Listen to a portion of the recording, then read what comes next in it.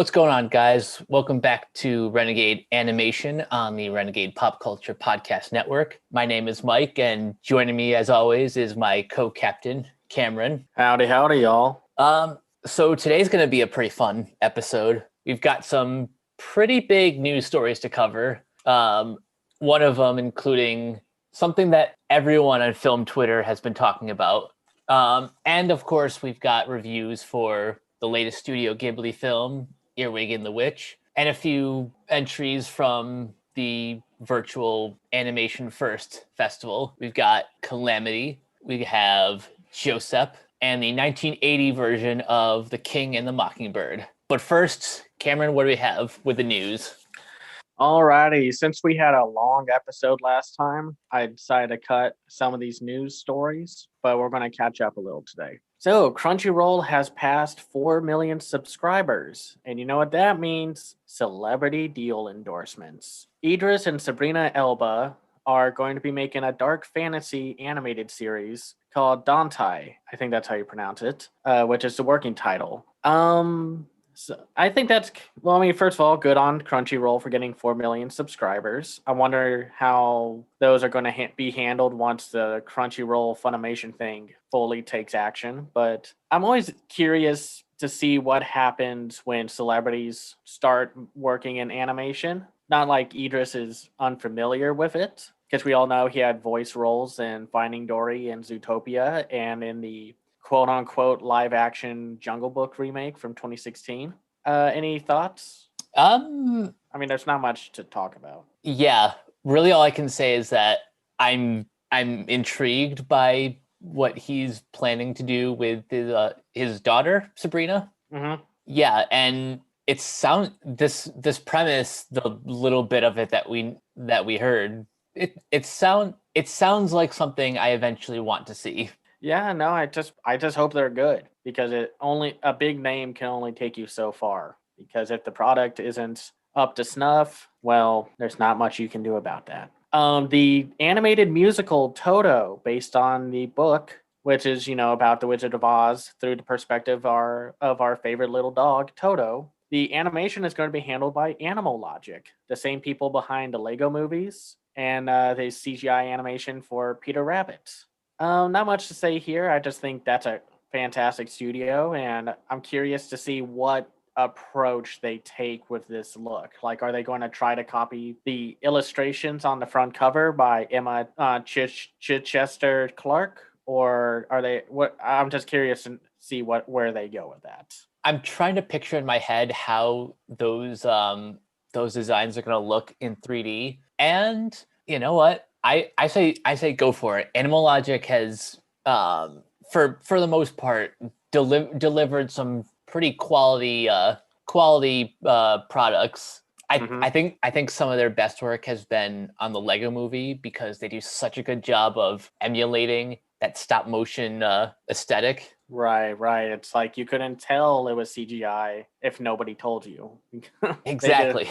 They did a really good job at that. So, a new animated movie is being made called This Was Our Pact by Duncan Studios, who worked on Next Gen and I'm sure the animation sequence from Mary Poppins Returns. And Peter Dinklage's Estuary films and Chorus Entertainment's Nelvana are going to be making the film. And Will Collins and will be adapting the story for screen, and he worked on Wolfwalkers and Song of the Sea. And, well, that's pretty neat. Let's see. This Was Our Pact is a magical family adventure. It's a night of the annual Autumn Equinox Festival, when the town gathers to float paper lanterns down the river. Legend has it that after drifting out of sight, the lanterns soar off to the Milky Way and turn into brilliant stars. But this year, Ben and his classmates are determined to find out where those lanterns really go, finding themselves on an extraordinary journey filled with wondrous new sights and strange characters with only 2 rules. No one looks back and no one turns for home. I've never heard of this studio that Peter Dinklage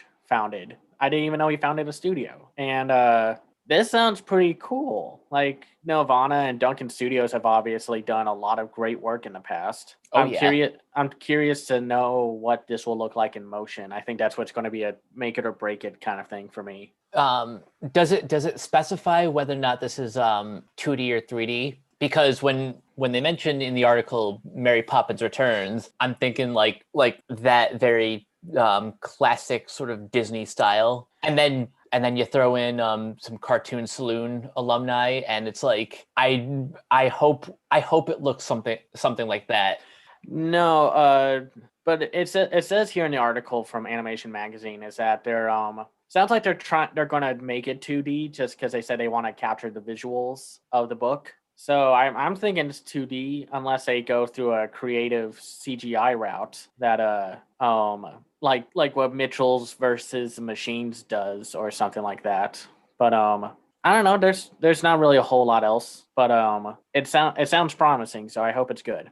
Uh, a new upcoming animated feature called Shirkoa, based on the award-winning short by director Ishan Shukla, has tapped a English voice cast. We got Asia Argento from Agony, Gold Shifte Farahani from Extraction, and Jim Sarb from Made in Heaven. I like that movie. To voice its starring roles. They are joined by French singer, songwriter, and actor Soko from Little Fish, King Khan and the Shrines frontman Arish Ahmad Khan, and filmmaker Gaspar Noé, who did Climax, and he's known for a lot of different films, and actor-musician Piyush Mishra from Sanju. Shirkoa is set in a bizarre dystopian world of the same name, where citizens go about life with paper bags on their heads to dissolve political, cultural, and religious differences. And one bored office worker may have accidentally sparked a revolution. I'm wondering, I mean, like from the visual alone, it looks really interesting. I kind of like this idea, and I like the paper bag motif. Yeah, something And something about that just immediately like draws your attention. yeah, and that's quite a cast. I'm curious to see what the performances are going to be like, and hopefully Yeah, we get to like hear. seeing Gaspar Noé's name in this article it definitely raised an eyebrow. I'm like, wait a minute, since when does he belong in this scene? I know it's always interesting. It's kind of like when you watch MFKZ and you find out that one of the luchadors is voiced by Jorge Gutierrez, and it's just like, wait, what are you doing here? And it's great, but it's like you're just not used to seeing them in such positions and roles and whatnot. You always think of them as like the filmmaker or a cartoonist and what have you. Well, but let's hope for the best. Let's hope we hear something soon or like see a trailer because I would love to see what this looks like in motion. Same. So, Rainshine and Animasia. Rainshine Entertainment, an award-winning Malaysia-based animation and digital content house, Animasia Studios, have teamed up to co-produce a trilogy of animated feature films based on the Young Captain Nemo books, an Amazon.com chart-topping fictional trilogy. Well, it's going to be kind of interesting to see a more family-friendly approach to Captain Nemo. I'm sure a lot more people know him. I think he's the main guy from 20,000 Leagues Under the Sea, right? With the submarine that like I might be thinking just about the Disney adaptation, maybe a little too No, much. you're right. The story follows 12-year-old Gabriel Nemo, who is a descendant of Jules Verne's Captain Nemo. That's interesting. I'm curious to see where that goes then. Not fully familiar with those studios, but just as usual, I'm always optimistic. So Mike, did you know that there's a new My Little Pony movie coming out? No. Yeah, so I there's a new My Little Pony movie coming out from Paramount, and it was going to come out on September 24th through Paramount Pictures, but it has been sold off to Netflix. Another Paramount animated film shipped off to a streaming service. It's going to be based off of the Friendship is Magic reboot that was created by Lauren Faust, and the film is being directed by Rob Cullen. So I don't know what else to say about this.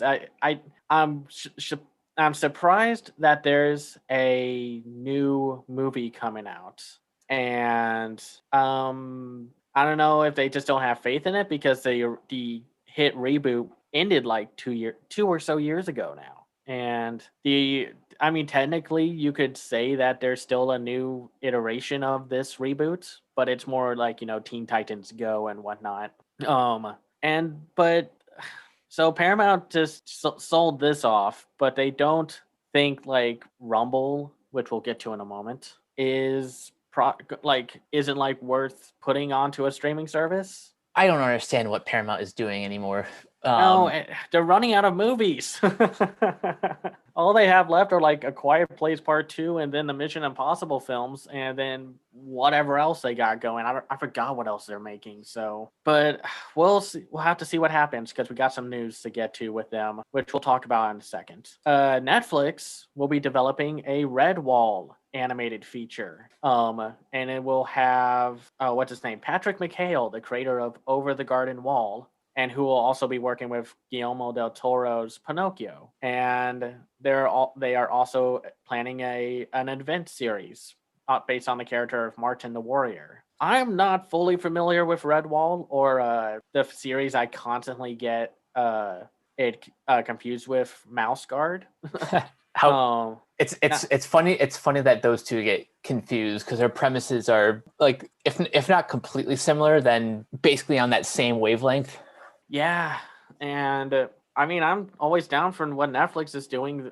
We'll be talking about them in a couple of future episodes where they are just really just saying like, "Hey, big studios don't want to deal with these kind of stories, IPs, and animation styles. We'll do it. We need programs for our service, and we want to make sure creators are given freedom on it." So I'm really curious to see what Patrick McHale will do with this, because maybe we'll talk about this on a future Halloween episode. We'll talk about Over the Garden Wall, which was a very family friendly but also still fairly scary horror miniseries, kind of like what Infinity Train would be and such. So yeah, I've been meaning to get on the Over the Garden Wall bandwagon for a while. Yeah, same. I want to get that art book, but it might be too expensive by now, but we'll see. So Shout Factory is going to be the new distributors of the Leica films. They are going to be releasing their films from Coraline to Missing Link, and will also be adding a bunch of exclusive features that are not on the original releases of these films from, like Universal, Apiperna, and what have you. First of all, I'm happy that they have a new home. I guess Universal was just like, we don't want anything to do with this, or other studios were like, we don't want anything to do with them, which sucks because films like Kubo and the Two Strings are incredible. I'm wondering what will happen with this, like this decision will dictate what happens where who will get the films from Leica, like where are they going to shop the films around to next. But any thoughts before we move on? Well, one thing I'm kind of curious about is, like, does this deal with Shout Factory only include like home video releases, or is this like a full on distribution deal? Because there's kind of a difference. If Shout Factory is going to be Leica's new home, then that's a win for both of them, because Shout Factory cares a lot about, delivering quality entertainment to its audience. Yeah, and I apologize. It's only the first 4 films, so it's going to be Coraline, Paranorman, The Box Trolls, and Kubo. Yeah, that's what I figured. It's more of a it's more of a home media distribution deal than a theatrical. At least according to this article. Yeah, I wouldn't mind it if they became the new distributors.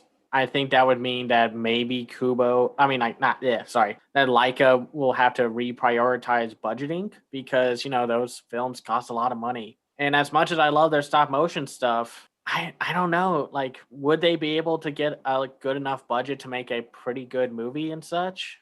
Because, I don't know. I don't know what Leica has to do for people to watch their movies again. I don't know if they need to go to like Netflix, where Netflix will just like, yeah, no problem, here's the budget, here's the money you want, or like, or will they have to kind of dial it back and maybe use more CGI and whatnot? Like, I'm just kind of, there are too many questions in the air about like the fate and future of Leica. Honestly, the very cynical answer is they need to adapt some sort of like high like some like big marquee name. Like I don't know. I'm just throwing this one out there. What if Leica lands a deal to do a stop motion adaptation of The Legend of Zelda? Something that will like get them a lot of attention. That wouldn't be it. Yeah. Because that's the kind of thing, that's the only kind of way that that they'll see any sort of like spike in success. Because it's just like they're all original movies for the most part. I think Coraline and Box Trolls are based off of books. I don't know if Paranorman is, but I know Kubo and Missing Link are original properties. If I remember correctly. And yeah, I think they might have to do a deal like we'll make a stop motion license based property and then make a then like that will give us funding for our like I love that they're art driven. Like they're really like not like super mainstream films. They don't have super pop culture elements. They don't really lean on the celebrities that they get. Like if you watch Kubo and you forget and you know that Beetle is Matthew McConaughey, you don't really think about it. Or like Zach Galifianakis as Susan from Missing Link. So it's we'll just have to see. Hopefully, this deal comes with some hopeful future opportunities for Leica. So our favorite sponge is back on the news, and not for a good reason this time. No, if there ever was a good reason.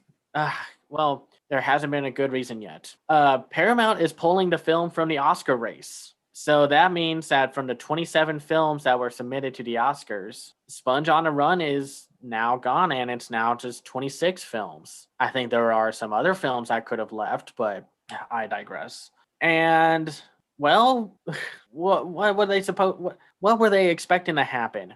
I don't even think they made it on their Kid Choice Awards nominations.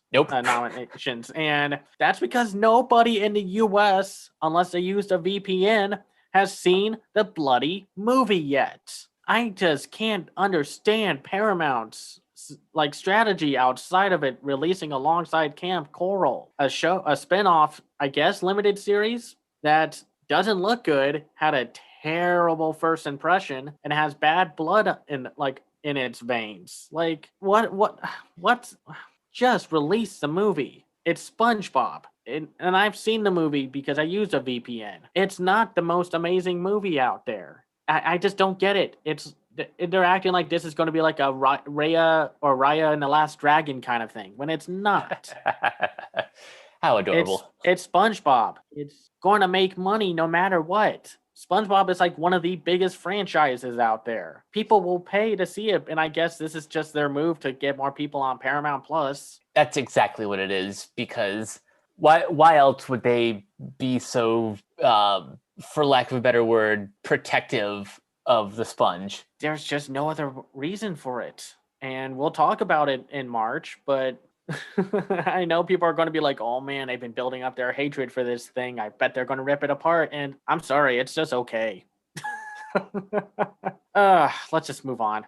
I think Shout Factory kind of called my bluff when I called them out on my editorial, talking about how they just kind of gave up on buying the US rights to animated features because they have another one coming out on top of The Legend of Hay and Dream Builders. The Prince's Voyage will be coming to the US and they'll be doing its unspecified future date. And this is by the French film is directed by Jean-Francois Laguirioni, who did 2013's The Painting, which is a really good movie, which we'll have to talk about maybe when this film comes out. And what's interesting is it's a sequel to a previous film by the director from 1999 called A Monkey's Tale. Interesting. And so Voyage is the story of an old monkey prince who runs around on an unknown shore and is taken in by a family that includes a couple of scientists who were banished from their community because they believe in the existence of other monkey civilizations. Together, they expand their knowledge. This film kind of went around in 2019 at the Annecy Film Festival and has been in other film festivals since then. I was thinking we weren't going to get it because the original film never made it over to the US. And so I'm pretty happy and excited about that. Hopefully Shout Factory puts the other film with this one, because if this is a sequel, well, it's going to be kind of weird to release the sequel and not get the first film. I would love it if they release like both in like the same steelbook. Something special to like because if you're gonna go through all the trouble to release the sequel, why not bring along the original as well? And I think the original has like an English dub from the UK, so we'll just have to see. Hopefully they do. You hear us, Shout Factory? Bring over the first film also. Combine it with this one, make a special edition or whatever. So let's move on to some Fox news. So Fox, E1, and Bento Box are going to be adapting Clue into an animated series. And, well, if you know what Clue is, and you better, what do you think about this? I think this could be kind of interesting. I think they have to be very careful about it, but I know nothing's going to top the nostalgia of the 90s film because, you can't top Tim Curry. No, Tim Curry is one tough act to follow. And although Jason Bateman and Ryan Reynolds are attempting to do that with their version, Clue, to be honest, is kind of perfect to be adapted into an animated series. Now, whether or not Bento Box is the team to do it, that remains to be seen. But Bento Box kind of their quality kind of depends on who is making the project. The studio is just doing the animation. I think it really relies on who's the team writing, show running, acting, and all that jazz. Because for every Central Park and Bob's Burgers, there's a Paradise PD and Hoops. Bleh. Bleh. And we know there's a third season coming up for Hoops. Not Hoops, thank goodness. For Paradise PD. But unless we're doing something in April, we're not going to tackle it. 3 seasons, it's going to be rough. And I know, Mike, you're probably not going to be able to handle all of it. Yeah, no, I borderline refuse. I can write my own review for it, so we'll just go with that. So Disney has revealed some new information including the cast for the new series Marvel's Moon Girl and Devil Dinosaur, along with an image of what the show will look like. First of all, Moon Girl and Devil Dinosaur. That's just a cool name, no matter what age or audience you are for this thing. So the lead will be played by Diamond White, who was part of Disney's The Lion Guard. Will be Lunella Lafayette, aka Moon Girl. We also have Alfre Woodard in Marvel's Luke Cage, as Lunella's grandmother, Mimi. Libe Barrere from Sneaky Pete as Lunella's best friend and manager, Casey. Sashir Zamata from Saturday Night Live will be Lunella's mom. Jermaine Fowler will be Lunella's dad. Fred Tatasciore will be the one and only Devil Dinosaur. Nice. And Gary Anthony Williams will be the grandfather, Pops. Well, first off, this show sounds delightful, and I love that cast. Yeah, that cast is great. For those who don't know, Fred Tatasciore has also voiced the Incredible Hulk in previous shows. So to see him voicing Devil Dinosaur, first of all, we're getting Devil Dinosaur. That's just awesome. Right. And Disney doing another animated adaptation, sort of similar to Big Hero 6 in that like not everything is like priority number one for Kevin Feige. It's nice. It's nice to get some variety. Yeah, and the company helping out with it is owned by Lawrence Fishburne, so good on him. Are you ready for some more Dan Harmon? You know what? Sure.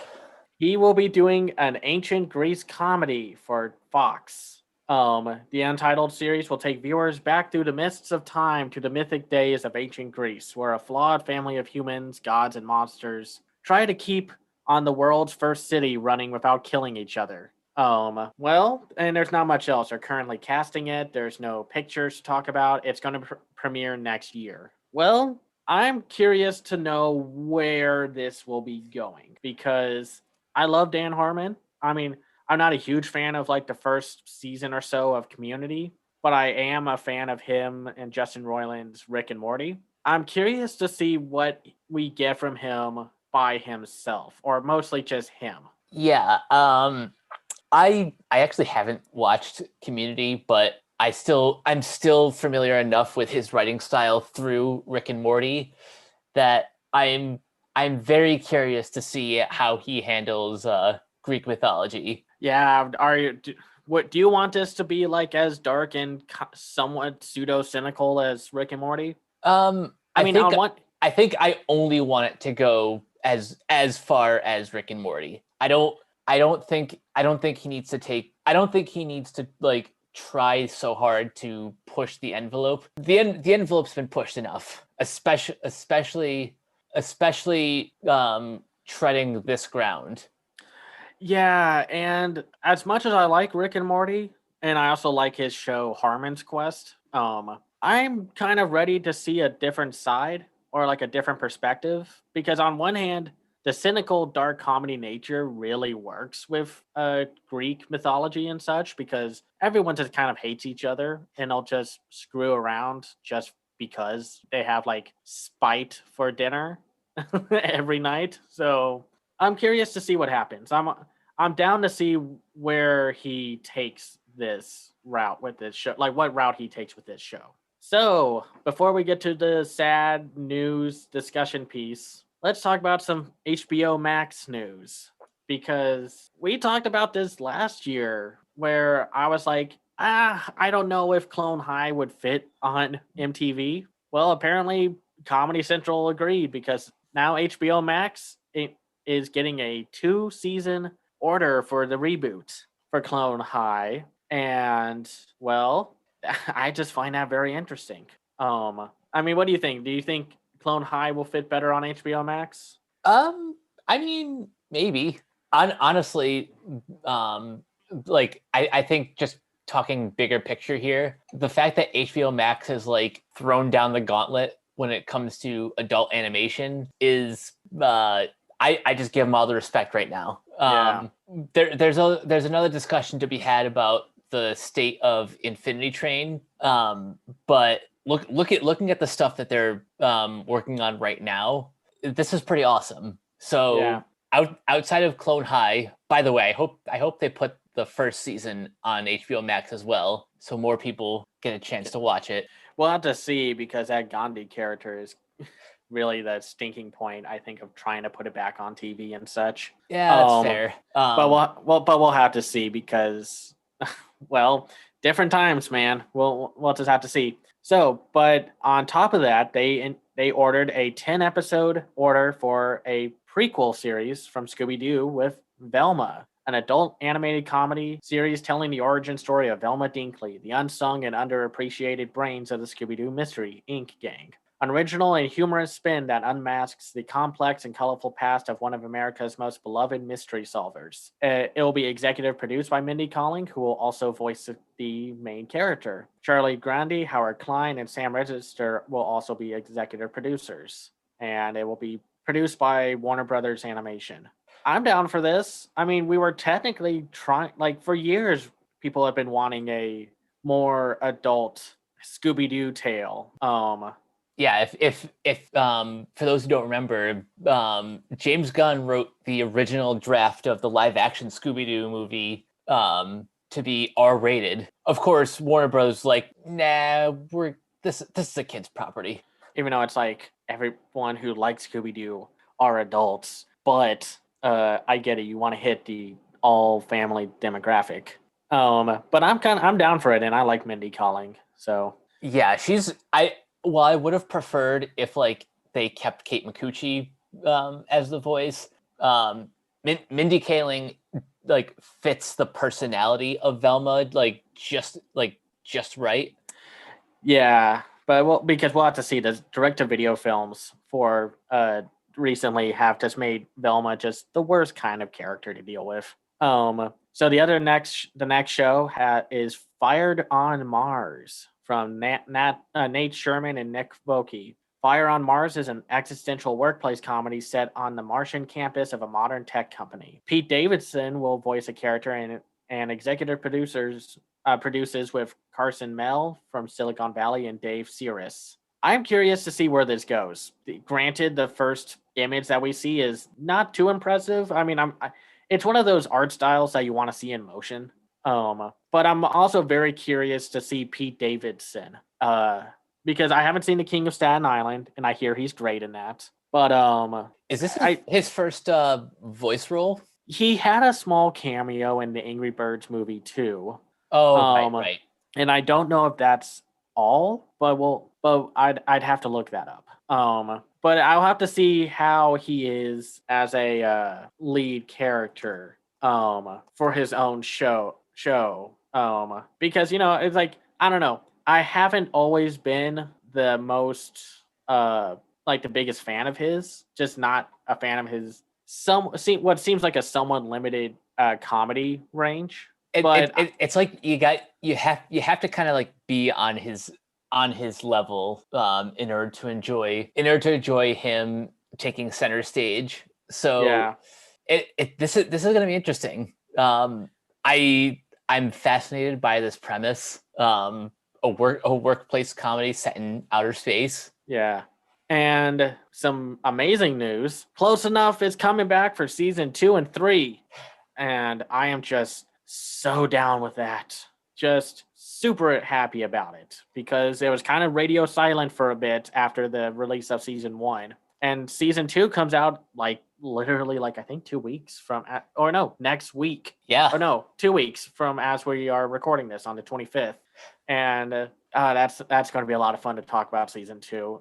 Season 1 is still I think one of my 5 favorite shows from last year. And yeah, that first season, well, it feels a little rough around the edges. That's because it was literally chopped down from a 22-minute series to 2 11-minute shorts. Mm-hmm. But hopefully seasons 2 and 3 feel more complete. Mm-hmm. We'll just have to see. Some other shows in development from the announcement are Hello, Paul, from the creator and musician Sean Solomon. Hello, Paul is about a neurotic millennial cat whose intense job and freeloading mouse roommates stress him out. I think they made a bad first impression with the image that they used. It's weird. It looks like a mix of everything that people presumably hate about adult animation with the art style and such. But I don't know. It's like there's so little information about it, and I kind of want to see a teaser from it before I make any real judgment. I just don't think the image that they showed is all that great. Yeah, I'm just kind of neutral because what can you really say about an image when you have pretty much no idea? The information we do have does not do enough for me personally to move the needle. Yeah. It's just kind of one of those cogs in the overall machine right now as far as HBO Max and their commitment to adult animation. I gotta see more is basically what I'm trying to say. Yeah. Another show is called Obi, which is about a 30-year-old man-child chases his dream to become an artist while navigating adulthood with his friends. This is produced by Michael B. Jordan with his Outlier Society, Michael Schreibers for Studio 71, and David DeVires. Obi is an adaptation of the Obi Arizuku's popular Instagram comic strip. And the project is co-created by Obi himself and Arthur Harris, who was behind the last OG. I think that's the show with what was his name? Tracy Morgan. Yeah, him. Well, I like the art style. I kind of dig this 90s art style. I like the eyes, and the people behind it are obviously like a real go-getter in terms of names. I haven't seen the comic, but the fact that they're getting more black creators on the platform is always a good sign for more inclusive projects. Oh yeah. And I mean, it might just be like depending on how these characters move, but I like the designs. So yeah, the designs have a lot of personality to them. I haven't read the comic myself either, but when you see Michael B. Jordan's name attached, it comes with a certain expectation, and my expectation is I want to see the series because one of my favorite actors is putting his money behind it, so that's a seal of approval for me. yeah. Another show that maybe didn't have a good first impression is Uncanny Valley, which will be executive produced by Ed Helms with creators and executive producers Brendan Walter and Greg Linitzer. Sorry if I butchered that name. It tells the story of three awkward domestic helper robots who kill their human owners and try to assume their identities. It's produced by Universal Television, a division of Universal Studio Groups, and Helms is Mike Falbo's Pacific Electric Picture Company. Andrew Guest is also an executive producer and writer. I think there's a lot of potential for a really good dark comedy from this, just by that base premise alone. I'm not too fond of the art style. It kind of looks like a mix of the Bob's Burgers art style with a mix of like those adult animated shows that don't really make it far, that were like all around the early 2000s because of, they were trying to chase the tail of Family Guy. Like The God, the Devil, and Bob, which almost I think could have been a good series, but it just wasn't that great. And a lot of people have pointed out that the daughter-looking character looks like someone from Central Park. Yeah, he does. Yeah, but we'll have to see. Hopefully, the premise leads to some pretty good commentary, or at least fun dark comedy. We also the premise, and especially the way you read it makes me want to see what this is about now, because it's a very specific premise that if the jokes land, then I can see this one going far. Yeah, no, and I'm curious to see what Ed Helms has in store for us. The final show from the announcement is called Cover, with Brian Michael Bendis and David Mack are adapting their acclaimed DC comic book series Cover, an animated espionage thriller and conspiratorial love letter to the comic book industry that was nominated for multiple Eisner Awards. Bendis will write the series, and Mack has signed on to direct. It will be produced by Rooster Teeth Studios.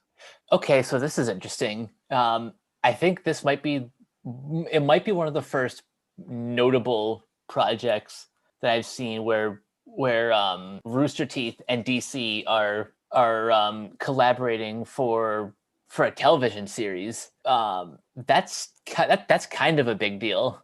And this is also one of the first like DC properties that's an adaptation of Michael Bendis series. So good on him for making big moves. Yeah, my only real concern is that Rooster Teeth is behind it, and I'm sorry. I know a lot of people love Ruby and whatever that sci-fi series that they had that had Michael B. Jordan in it. Funny enough, Genlock. Yeah, Genlock. I'm just not a fan of their CGI or 2D art styles that they use. It's too motion tween looking, and I just don't like the look of the CGI. I'm sure it's better by the last time I saw Ruby, and I'm sure Genlock looks better. But I wish there was a different studio attached to this. I mean, maybe it's just I'm just assuming everything off of this one photo, but I just love the art style, and I just don't know if Rooster Teeth will have enough budget and talent to know how to translate. I mean, have you read the comic? I haven't read it personally, but now that I know a TV series is on the way, I might pick up a trade if one's available. You'll have to tell me how it is then. I don't know. Rooster Teeth is the only thing that's kind of distracting to me. Don't worry. I understand the reservations, and best case scenario, since this is heading to HBO Max, that kind of like what they've slowly started to do with their the live action shows on the CW. Best case scenario is that they'll be, assisting with the budget, making it look nicer than, stuff like Ruby or Genlock. So you might not have as many criticisms in terms of the animation if the budget is, if the budget passes muster. Yeah, we'll just have to see about that. Well, let's move on to the big film discussion topic that has been plaguing Twitter this last week. Let's talk about Disney closing down Blue Sky Studios. There's a lot to unpack with this, and I've had a lot of thoughts, positive and negative. Negative of like being mad at Disney for doing this, but also like just some criticisms aimed at Blue Sky Studios itself, because I feel like they could have done a few things to maybe not get shut down. I don't know. Let's start at the beginning. So Disney announced that they shut down Blue Sky Studios, and they're going to be moving a lot of the 400 and so plus employees to their other animation studios, internal studios. So like, the movies, the show, TV, and Pixar and what have you. And unfortunately, that also means that they canceled their upcoming film that they had 10 months left to make. Sorry, I have a lot of issues with that. Where do you want to start, Mike? First of all, I just want to send my well wishes to all the employees who will find themselves out of a job if Disney is unable to transition them into their other departments, because these sort of things are not fun to deal with, and very much one of the negative aspects of the Disney Fox merger is the layoffs. Yeah, the layoffs, the downsizing, the fact Disney has basically buried a lot of the Fox movies that they released unless they have some kind of star and awards potential. Yeah, that it's you can like Disney all you want, but you can't ignore their questionable business practices. That's the thing. I love their animated stuff, but I just hate their business side of things. I just don't get it. They are just so monstrous with how they run things with at that company, and it's insane. And there's just for some reason, nothing can be done about it, or it can be, but it's not going to happen. So there's just, it's just Disney just made themselves look terrible this week. And the fact that they closed down, like they wouldn't even let them finish their final film or their newest film. And it only had 10 months left. They could have easily let them finish. There's a piece that we're kind of leaving out of the story.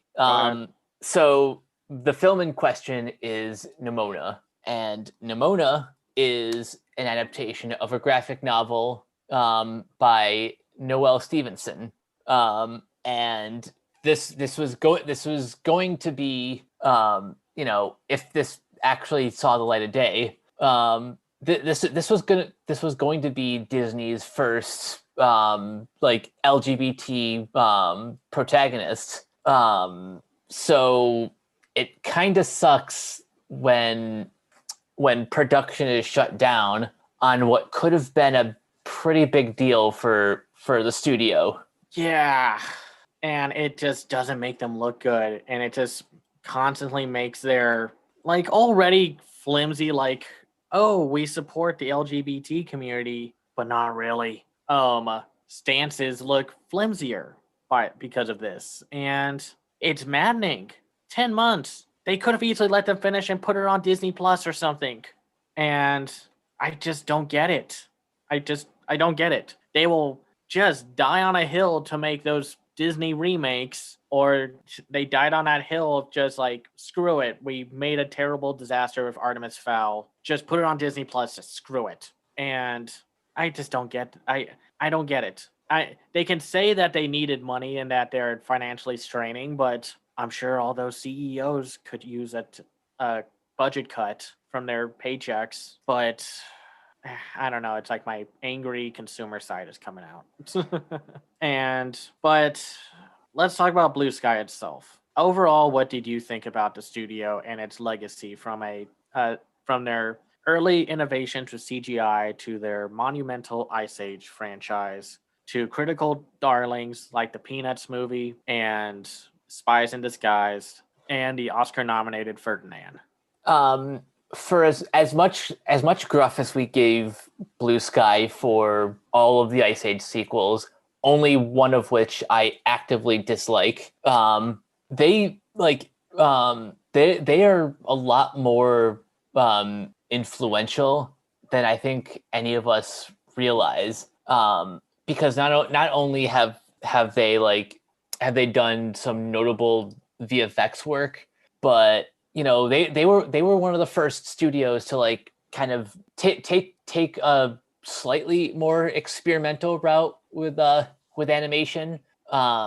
Like, say what you will about the film itself, but robots is robots is from a design perspective like a great a great adaptation of like William Joyce's style. And then with the Peanuts movie, that was one of the first times like that we really got to capture like that 2D comic book art style adapted pretty faithfully in 3D, and that would later inspire like the aesthetic for the Captain Underpants movie and a little bit of Into the Spider-Verse. And then landing an Oscar nomination for Ferdinand. Ferdinand is just a very good movie. And Spies in Disguise, that was the only one that Disney distributed because of the deal, and it sucks that movie underperformed, but it's such a fun buddy comedy espionage film with Will Smith and Tom Holland. It's just a shame that it didn't get a bigger audience. Exactly.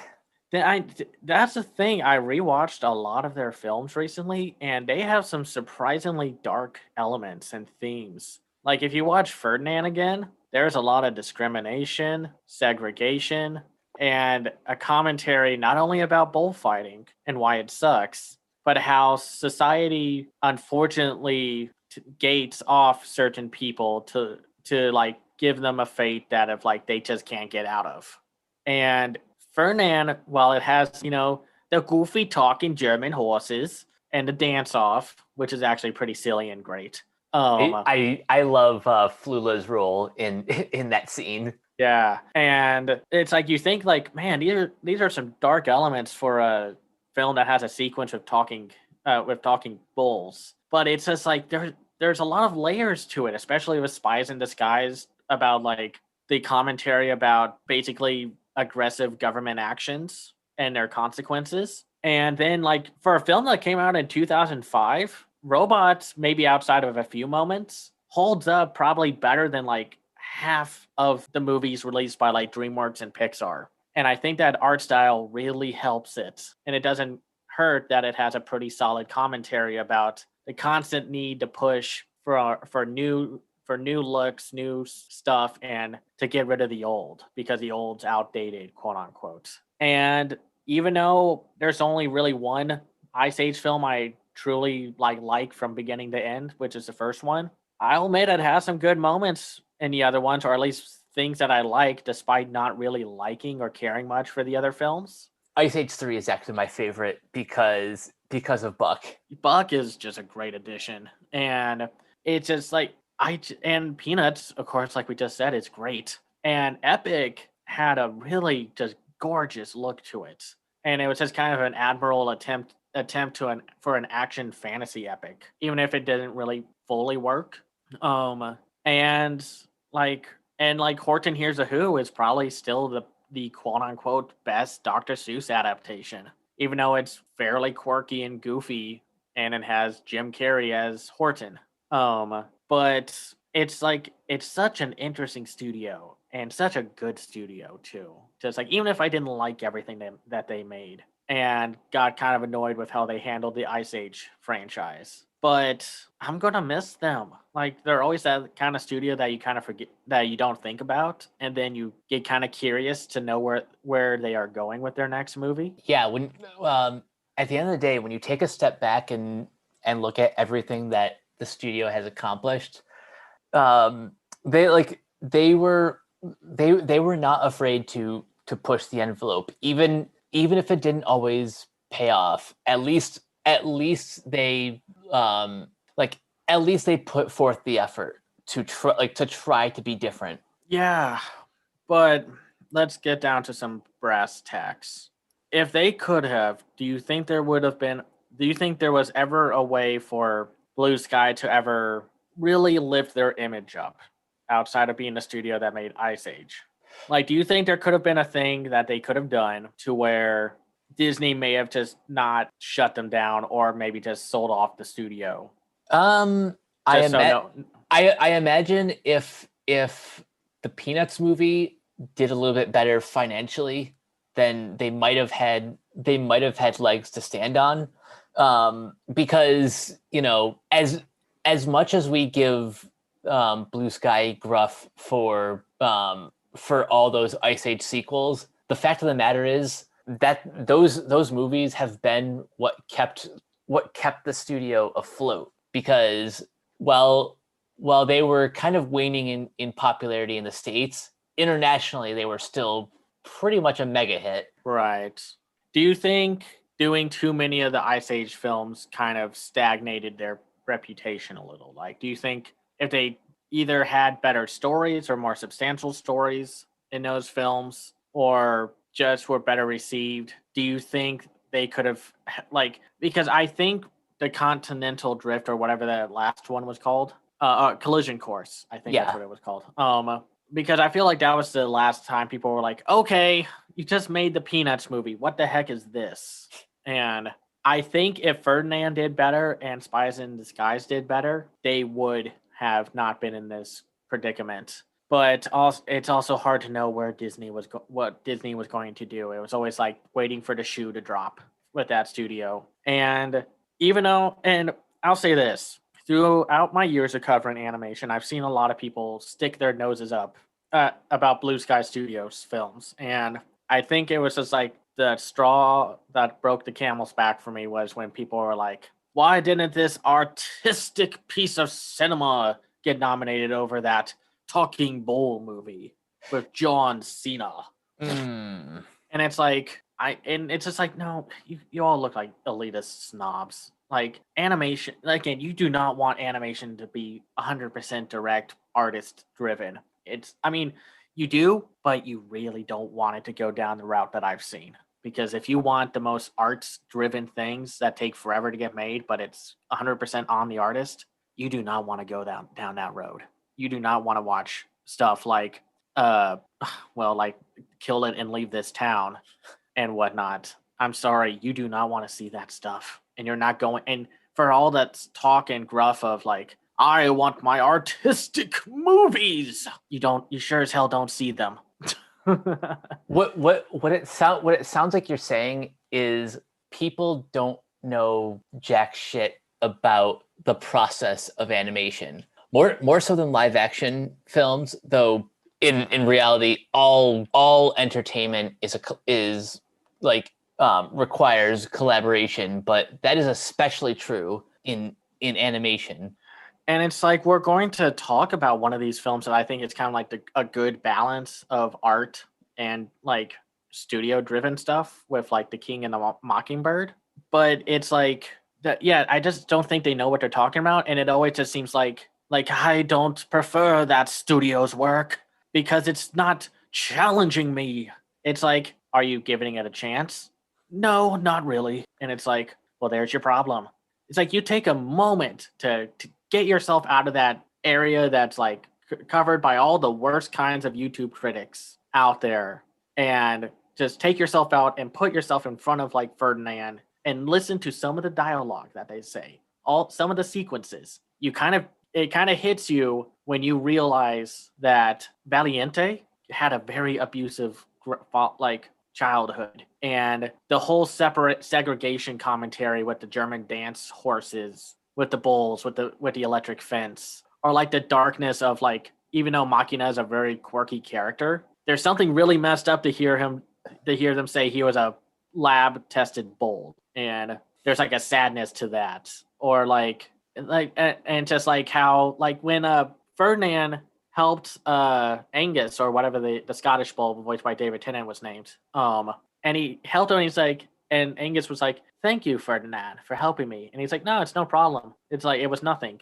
and he was like, it was something for me. It's like that quote from Klaus, an act of kindness inspires another. And I just can't see why people don't want to look at that stuff.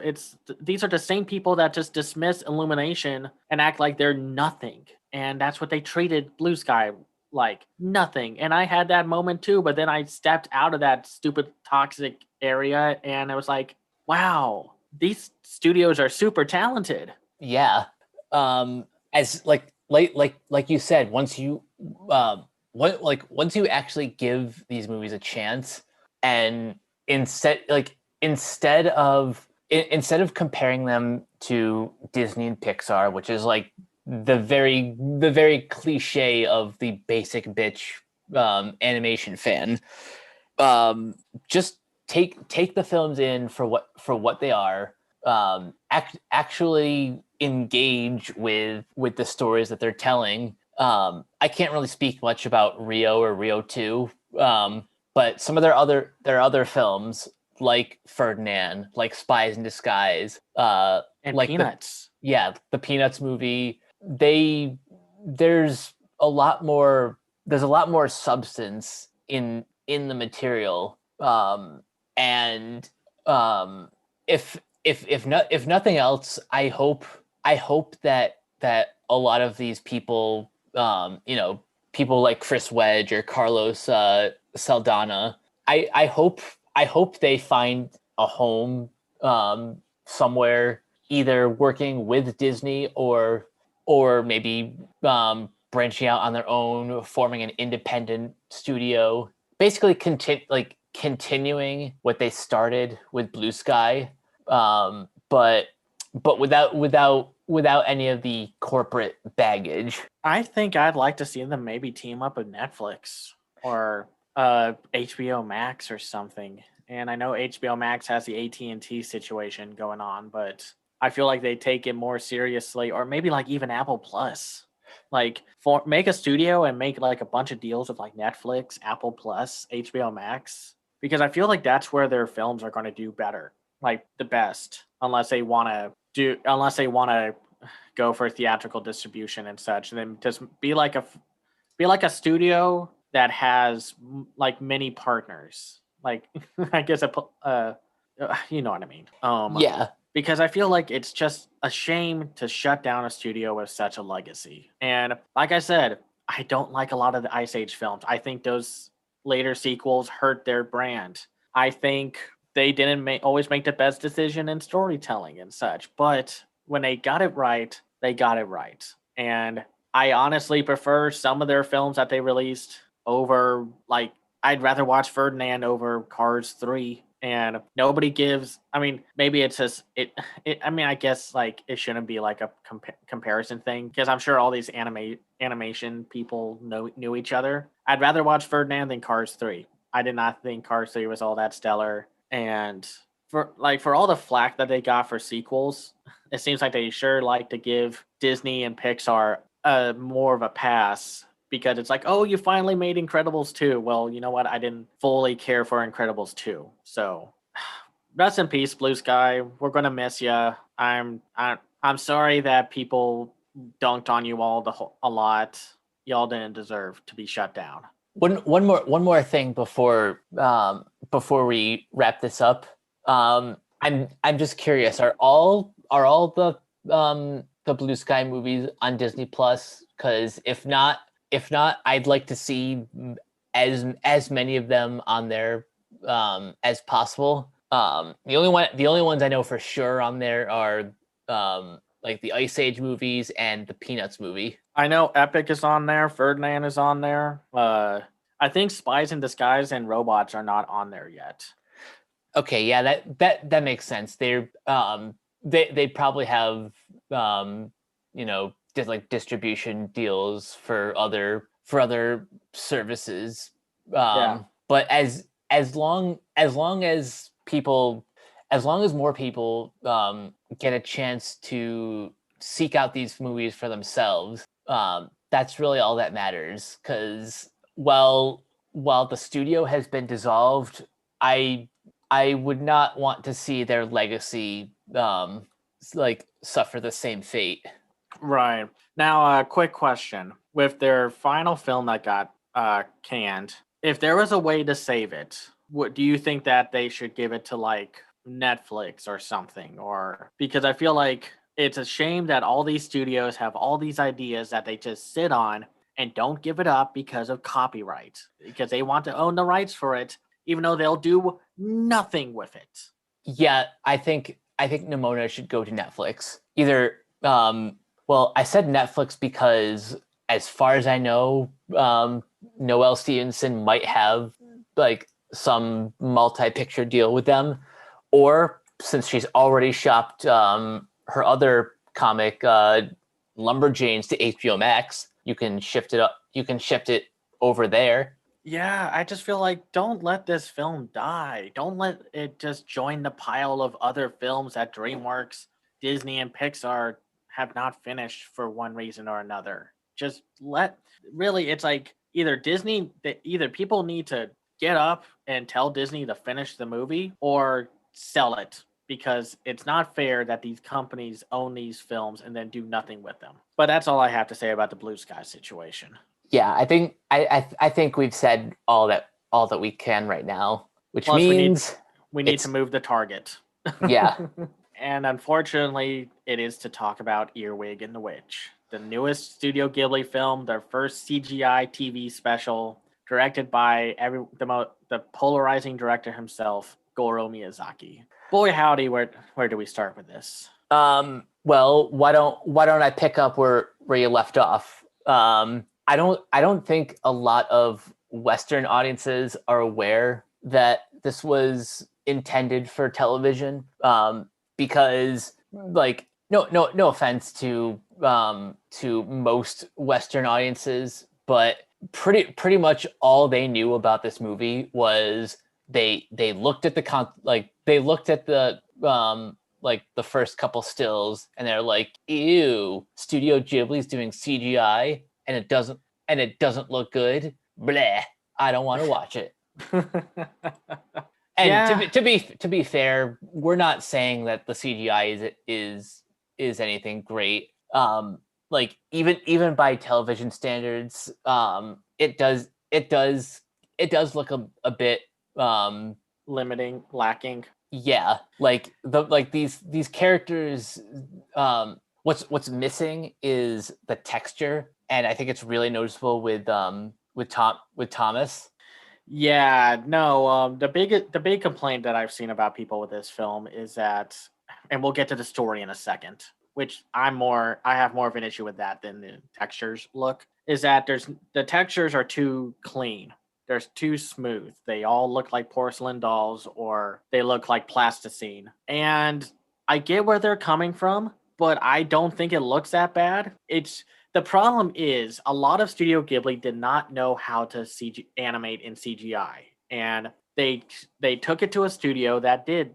I think they like it wasn't all Ghibli. They had help from an outside studio that did know what they were doing. And even though we do have films like Lupin the Third, the First, CGI is still growing, at least theatrically there in Japan, from what I observe. It's not perfect. They're not there yet. We kind of said an episode or two ago where we kind of think if they can at least get to Ratatouille 2007, 2009 quality, I think they'd be up there. And they're almost there. But by going CGI, I think the little details that you see in their 2D work is missing. It's sometimes there, but it's not all there. It's not 100% there. It's like 40% there. Yeah, it's I don't know. Maybe I'll give them the benefit of the doubt and just assume that that just out of lack of experience that those 2D models just didn't translate well enough in CG. But like yeah, for Studio Ghibli's first CG feature, it's not terrible. But like that's as big a pass as I'm going to give them on the technical side of things. I mean, I know you disagree with me that saying like this is worse than something like Charming, but I think Charming just looks worse all around. And I know that's like I mean, yes, there's definitely like an argument to be had of like what like for Earwig is technically worse than Charming because you expect more from Ghibli. But I feel like there are some things attached to Earwig that hold like it has to be on a different curve, and not just because it's Ghibli. To something like Charming, where I think Charming was like the last time Vanguard animation looked good before they just went downhill. um, Especially when you look at something like Fearless from last year. Like, Meh. yeah, at least the characters in Earwig are expressive enough. I like the designs, and it does show a few of the like cornerstones of animation because everyone has a distinct walk cycle. Like that sequence where you see the blue-haired witch, the mandrake, and Earwig walking through the town. Each of those characters has a distinct look to them, a distinct style of how they move, and I think that's pretty great. And sometimes you'll see that iconic Ghibli like hair standing up on it on like at the ends and such. Mm-hmm. And sometimes they do break model and like show more expression, like with Earwig laughing at all the little hands that appeared on the blue-haired witch. Which was a little distracting because it's like, whoa, wait a minute, they could do that? Why didn't they do that earlier? But here's my biggest issue with Earwig and the Witch. While the animation might be lacking, they adapted an incomplete story. The story that this movie is based on was never finished, or it was incomplete. Yeah, like it kind of feels like they took like a first draft, looked at the script and said, good enough. It's like they didn't think it through that it's like, hey, maybe we should actually make this a little longer than 85 minutes and not end on the thing I hate the most about Japanese animated films, the abrupt ending. And it because they take a lot of time to be in that one house, and that might just be because of the lack of experience and they just wanted to stay in one spot. But so much of that movie is in that house, and it's so tiring after a point when you realize that that's where it's going to take place. And it's like, and I'll definitely agree with you on something about Earwig in a second, but really that's what happened. It's like the like a huge chunk of the film is all focused on Earwig making a potion to get back at Yaga, and it's too much time taken for that whole thing. And what's even worse, there are story beats that could have led to a much better story, and they just never went on that route. Yeah, I think I agree with a lot of that. That this movie kind of it feels like a first act that just kind of goes nowhere. Goro does that a lot. Tales from Earthsea, while I don't hate it as much as other people, feels like a first act to a film franchise that never was going to happen. That was never going to happen. And From Up on Poppy Hill ends abruptly right after they find a twist of like, is this boy my brother? And then you find out, nope, end credits. And that's so unsatisfying. And the same thing happens with this movie. It's like the story is about to pick up and then it ends.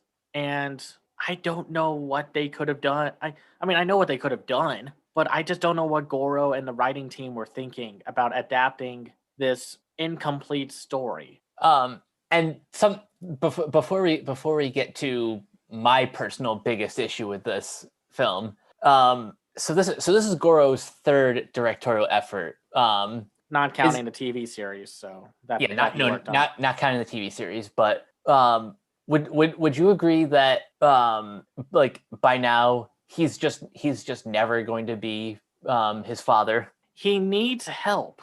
I think he needs someone else to help him out. Yeah, because Hayao is a terrible father.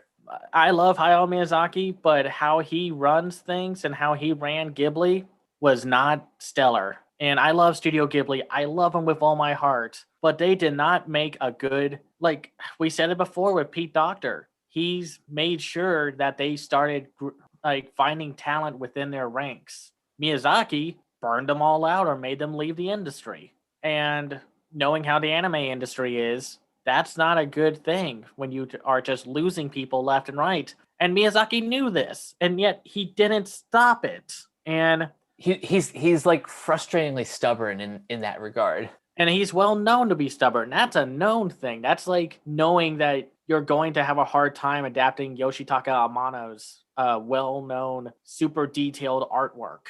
Like, it's a known problem, and it's like they didn't do anything to solve that problem. And yeah, I'm sorry, Goro. You need someone to help you, because I don't think you know how to make a satisfying story. And I'm sorry, that sounds harsh, but you're on movie number 3 now, and there's just no more excuses. And I know this is a TV movie, but I think Ghibli needs to start finding new talent or roping in talent, like get the director of Horimiya or Skate Infinity or something. Like, get them to work with you and such. But let's talk about the characters. Let's just get over the story and Goro's maybe just never going to happen. I'm not going to be as good as my father thing. I hope he is. I hope he does make a great movie. That's a knock it out of the park. Great movie. Oh yeah, no, I agree. I don't want there to be a creative ceiling for him. I think he has the potential to deliver something great. It just hasn't happened yet. No, but we'll get back to that. But let's talk about the characters. I like aspects of the characters, but Earwig is a frustrating mixed bag of a lead character. You start, Mike. Okay. There is a huge dissonance between Earwig's unlikable personality, and to be fair, she is still a child. And she also basically got adopted just to be child labor. We'll get to that. Yeah.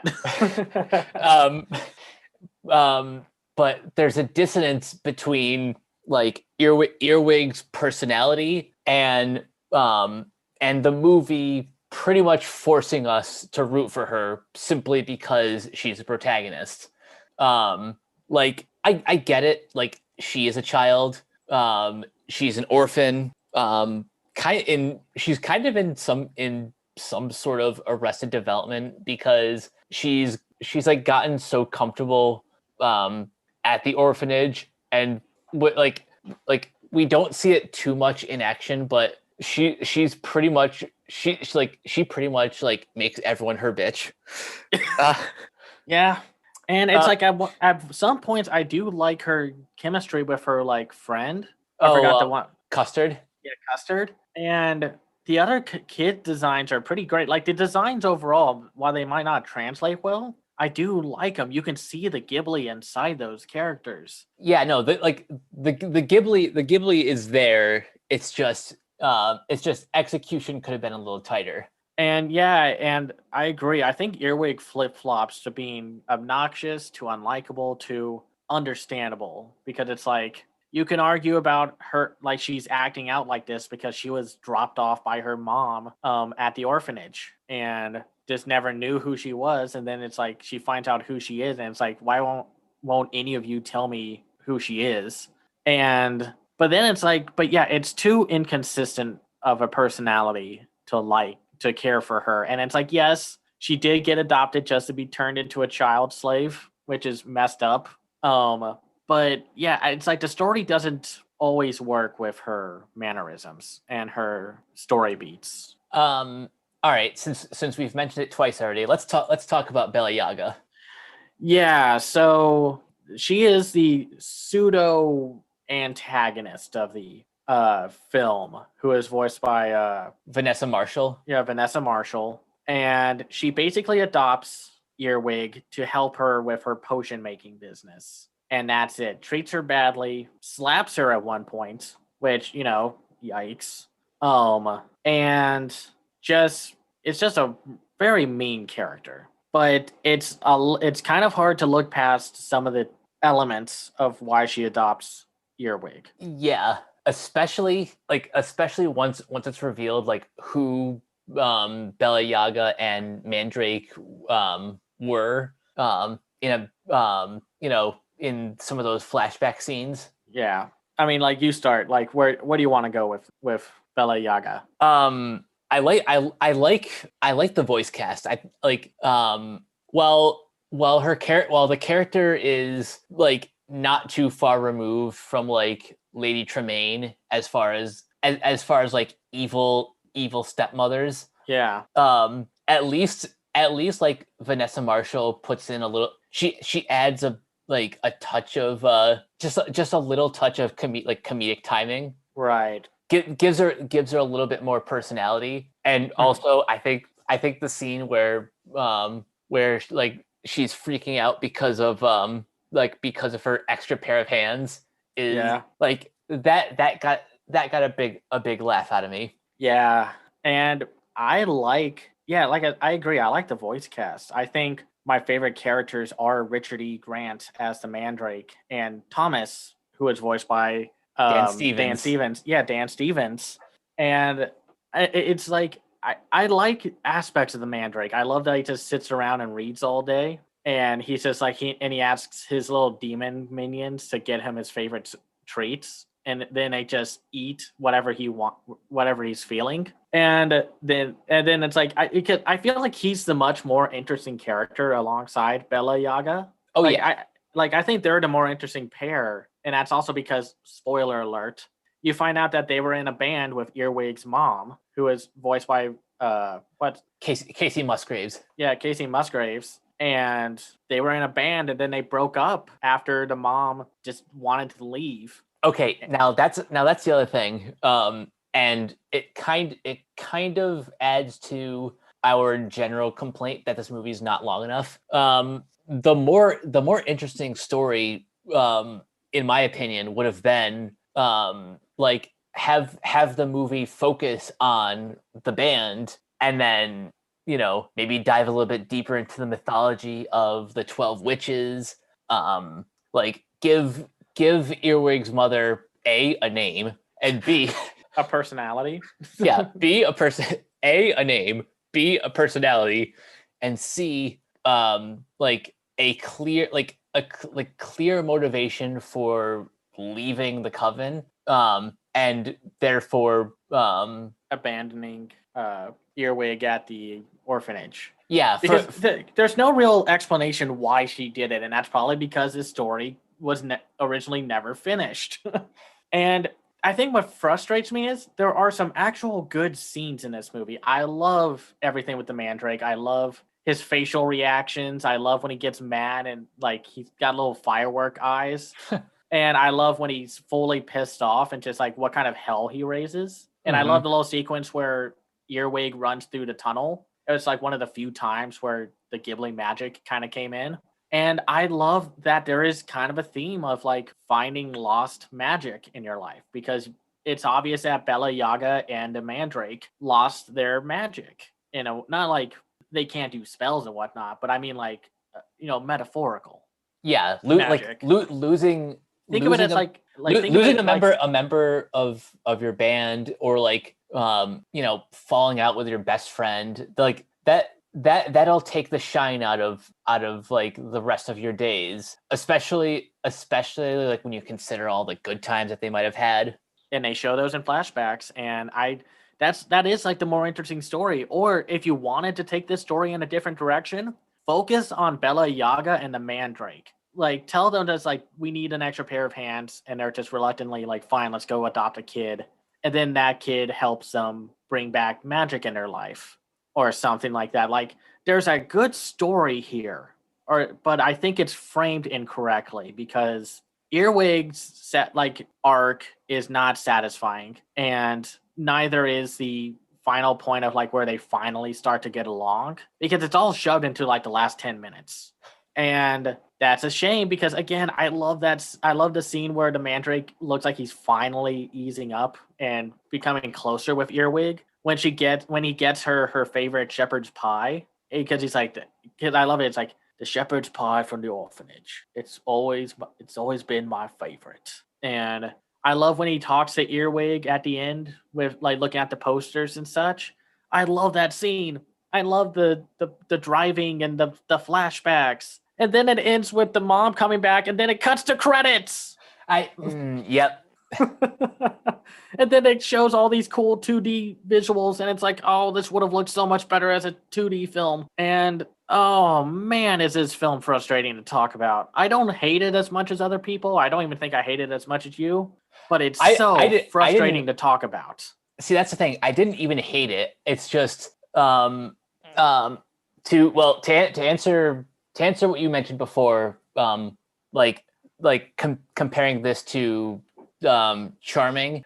I think on balance, both films are equally frustrating. But I think the difference, and believe me, this is where my bias comes in. While objectively Charming might be worse, the fact that it attempts it, like it.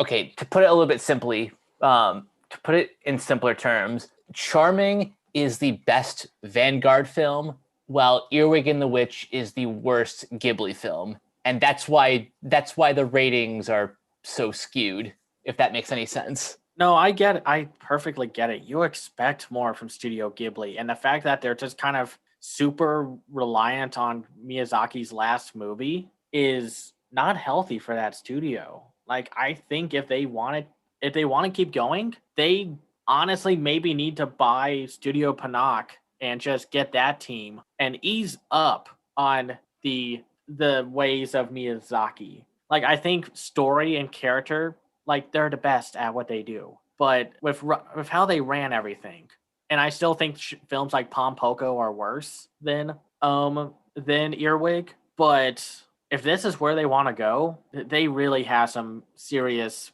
decisions to make about where they want to go as a company, because I don't think they can survive on just relying on Miyazaki for his one last film. Yeah, I agree with that. And speaking of Miyazaki, I have an announcement to make. And hopefully this time I'm able to keep my promise. For the month of May, my goal is going to be to watch and review as many of the Studio Ghibli films as are available. So yeah, I'll be crossing off a lot of movies off my my ever-growing watch list. So that definitely sounds awesome. Yeah, so look forward to that in the month of May. And some of those titles may come up as recommendations on future podcasts. Well, that sounds awesome. One last thing about Earwig that I will say. The one thing I do think it handles well, it has an energy and a vibe that I've never seen from Studio Ghibli, which is the whole rock and roll angle. Yep. That is the best part about this movie, because it gives it a different flavor. And I love that the opening sequence, the intro and such. And the rock song that appears throughout the whole film is a banger. And it's like, I wish Miyazaki and his team had more of these kind of vibes. You kind of get it with Only Yesterday, but not fully. But it's not really that kind of film. So if there's one major positive outside of Dan Stevens and Richard E. Grant and the voice cast and some of the visual elements, I definitely want to see something like this from the studio in the future, like fully flesh out the whole rock and roll angle and whatnot. Now I'm just kind of imagining Angaki Our Sound with a Studio Ghibli budget. Oh gosh, that would be amazing. That would be awesome. Yeah. But yeah, I agree. The the little bit of musical element sprinkled throughout Earwig is what that was my favorite part. And if Don't Disturb Me is on Spotify, I will probably be playing that on repeat.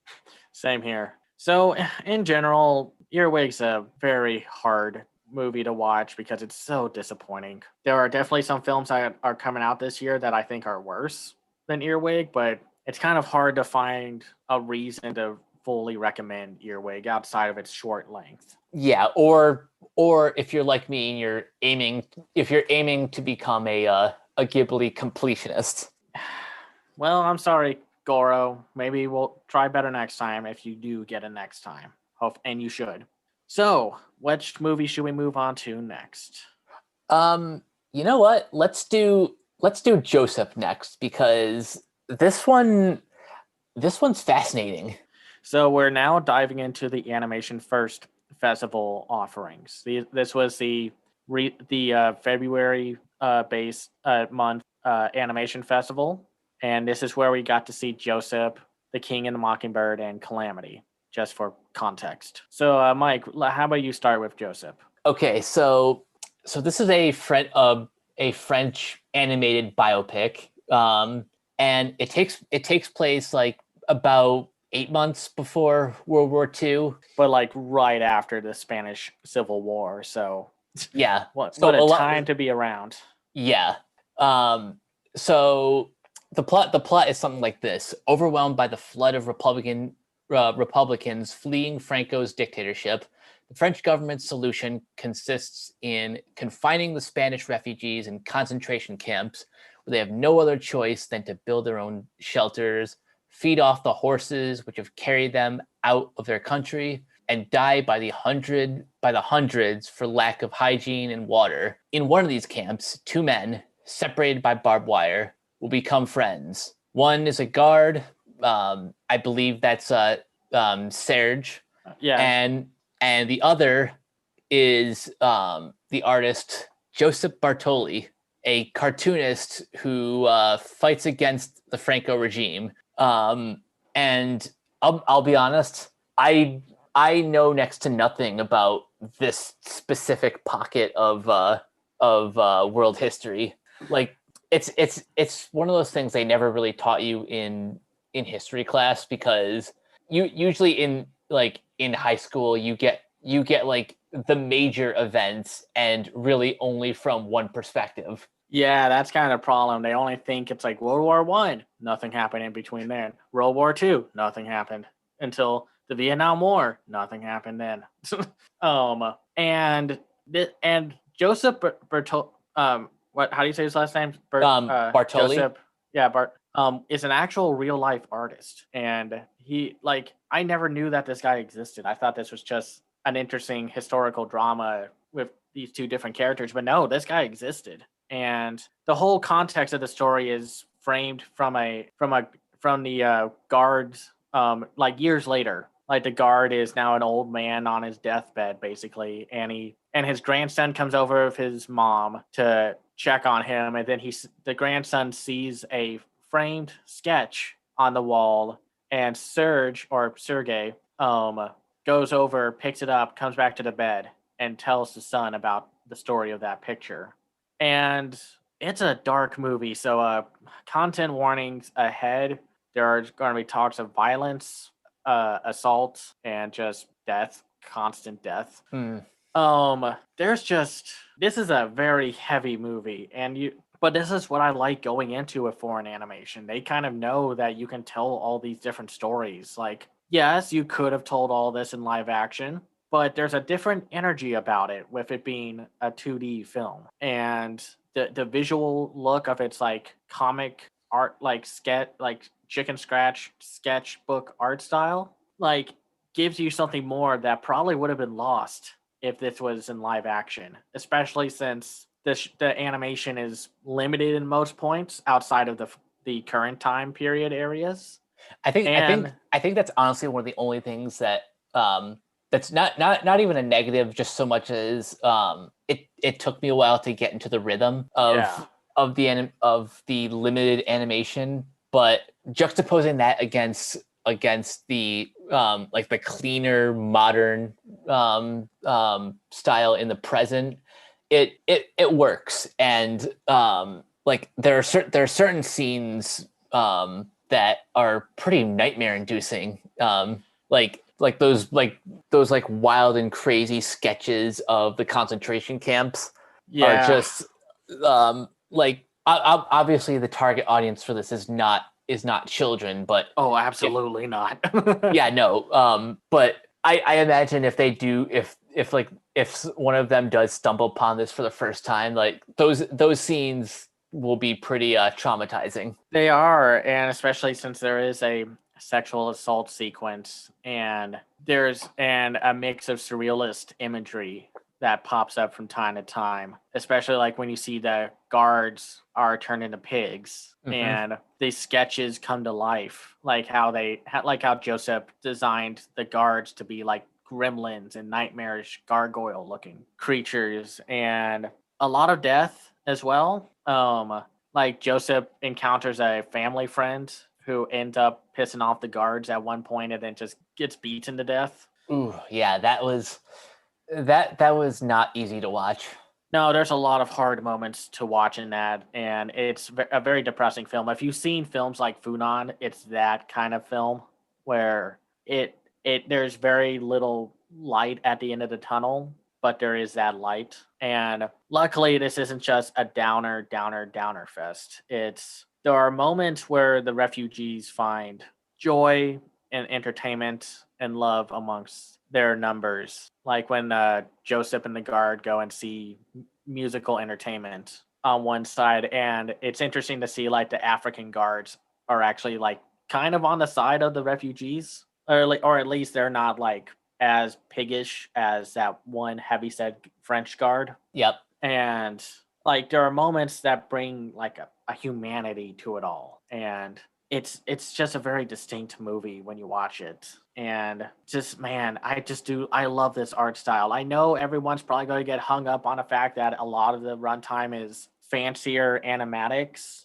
but it's one of those films that shows you how good posing and good sound design can really make these images blossom over like the most fluid animated cartoons and films. Yeah, because once you get into the rhythm of the animation, it's then just the story that hooks you in.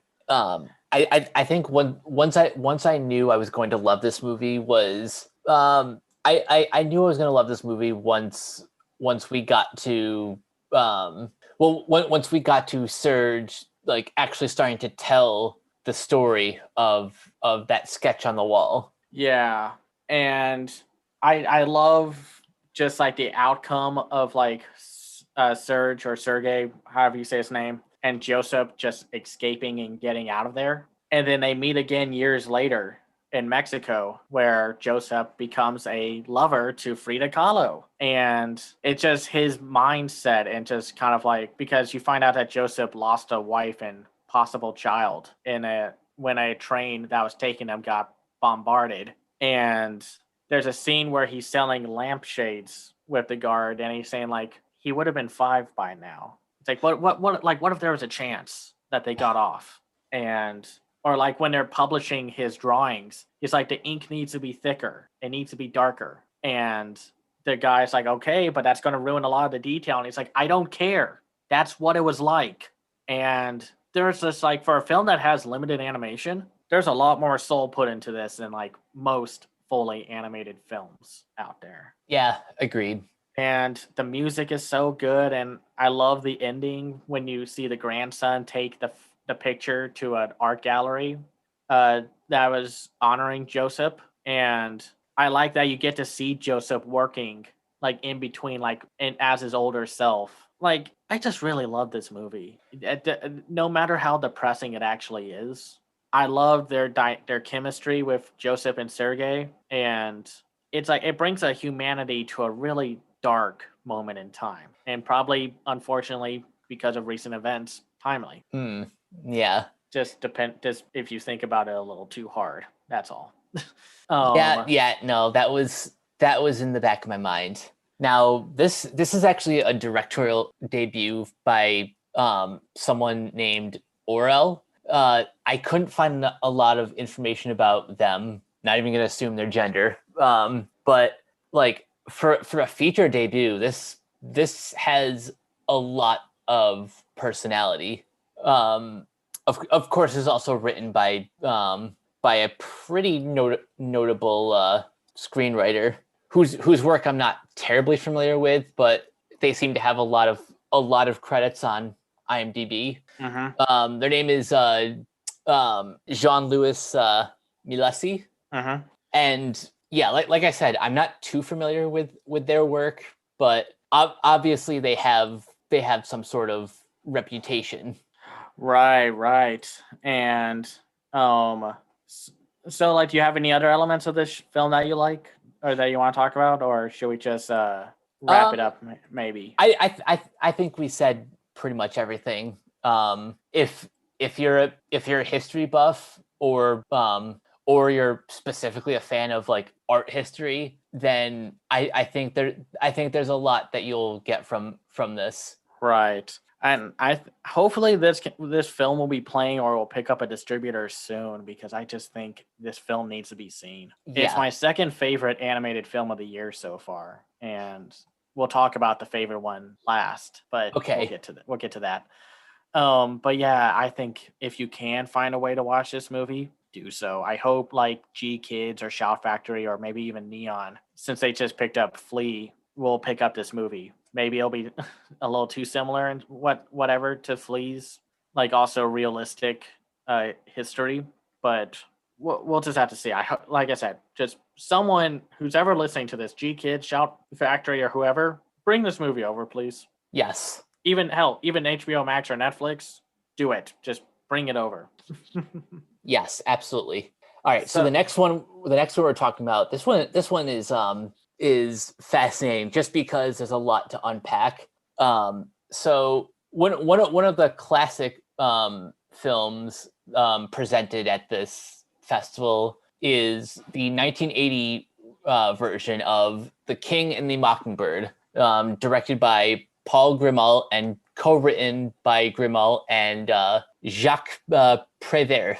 So this is kind of a similar film. Like it has a similar production history as something like The Thief and the Cobbler, although the difference is this actually was finished the second time around, but both have a very not good English version. This one came out in 1952 after like 4 years of production. I guess whoever ripped it away from the director was like, you know what, fuck it, let's give this a release. Can't rush art, man. I know some artists need to actually get into a better pace of getting things done, but you can't rush it, man. And believe me, this movie is a work of art. It's well, you know what, Cameron, I'm gonna let you describe the story. So it's about a king known at let's see, where's his name? King. It's about a king who runs over the kingdom of Takakardi, whose name is King Charles V, plus 3 equals 8. Plus 8 equals 16. a very convoluted way to say King Charles XVI. Yeah. It's hilarious that that's his actual name. Who's very full of himself. Nobody likes him. In his 80s version, you see how he's not even a good shot, even though he thinks sport shooting is his favorite hobby. We'll get to that point in a second because this movie can be really funny. And one day he gets himself a portrait made of himself and then taken to his private, super private 100 room or home that's on like the 196th floor, past everything that a good king should have and use responsibly. Which is, I think that whole elevator sequence is delightful to me. And then one night, when he gets back there, he fawns over these two different photos or portraits. Well, technically one. The one of the shepherdess, and he's like, "Oh, I love this woman. She's so great," but hates that the portrait is right next to the chimney sweep character, which this whole film is based loosely on a Hans Christian Andersen's fairy tale. And one night when he goes to sleep, the shepherdess and the chimney sweep come to life and are just like, "Oh, I love you. You are the world to me." And of course, there's a statue saying like, "You guys aren't going to be together. The story doesn't work that way. I should know. I have experience," which is always kind of amusing to me when I watch that part. But then the portrait of the king comes to life and is like, "I want the shepherdess for my own." And he gets rid of the real king and takes over the kingdom. And He's like, "I'm the captain now." yeah. Which, if you think about it, there's a lot of commentary to be said there. But we won't get into that because this is a very weird movie, and that might have just had some unintentional, but probably intentional commentary with a fake king taking over. So the shepherdess and the chimney sweep escape into the city to avoid the grasp of the king with the help of a talking mockingbird. And that's really the story. It's like they're avoiding the grasp of the evil fake king so that they can become married and live happily ever after. This movie is fucking nuts. Yeah, this is a surrealist piece of animation, and the story itself does not make a lick of sense. But that's exactly why I love it. But that's the thing. Here's what I think this film does better than most artsy indie animated films. This one doesn't take itself too seriously, and it keeps it focused, as focused as you can get with a film like this. Because I found myself caring for the chimney sweep and the shepherdess, even though they're like the most boring characters in the movie. But the story, it's basically just like people escaping the tyrannical rule of a mad king. So, and then also a talking bird. Mm-hmm. And I think it uses a lot of dream and fairy tale logic by it's more of an emotional experience. It grabs you on that kind of style alone, because otherwise the story is a hot mess. Yeah. And Personally, I am not interested in critiquing the story because me neither. because the film isn't even interested in telling the story. It basically just wants to show off the architecture of this city, which like the way that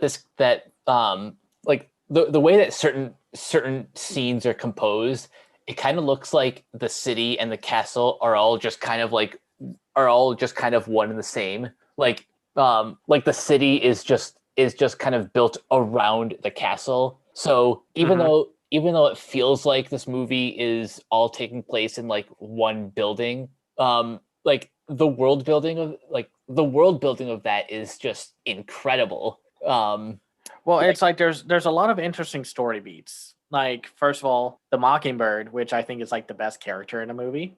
Oh yeah, They do a little storytelling with him of like when he sees his wife's grave, killed in an unfortunate hunting accident by the king. And emphasis on accident. Yeah, because one of my favorite moments in the film, in this version, that they do not show in the 52 version, is the king like posing triumphantly while shooting the gun at a target, and he doesn't hit it once.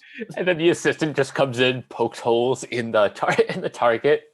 Yeah, and it's so funny when that happens, and then there's like stuff like later on when they unleash the lions and tigers and such, and like in this underground area where they're just kind of kept like not known or like informed of the world above, which, again, commentary. They're like, the birds are coming through, and then one person's like, everybody's like, oh my god, the birds are coming through, and even though they're all lions and tigers and one stray bear and kitten. And one person's like, huh, I don't know. Those don't look like birds. And Wait, what was that the blind guy who said that?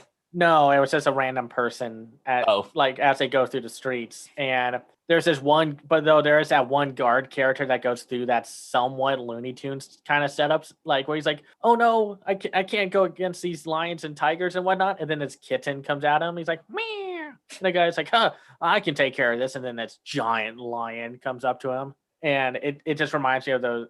I forgot what the that Looney Tunes short with the big bulldog with the yappy sidekick, and then they deal with Sylvester and then a panther that got loose. oh, I can't remember that one either, but it's that. But you know what I mean? It's that kind of thing. Yeah. It's that kind of setup where and I have to say I love the King character. He's so smugly terrible, and I love that he's so full of himself. And But like the way the way he's always like ejecting people underground, like it's basically like the male equivalent of the Red Queen from Disney's Alice in Wonderland, but instead of yeah, like off with its head, off with your head, it's just he just presses the eject button.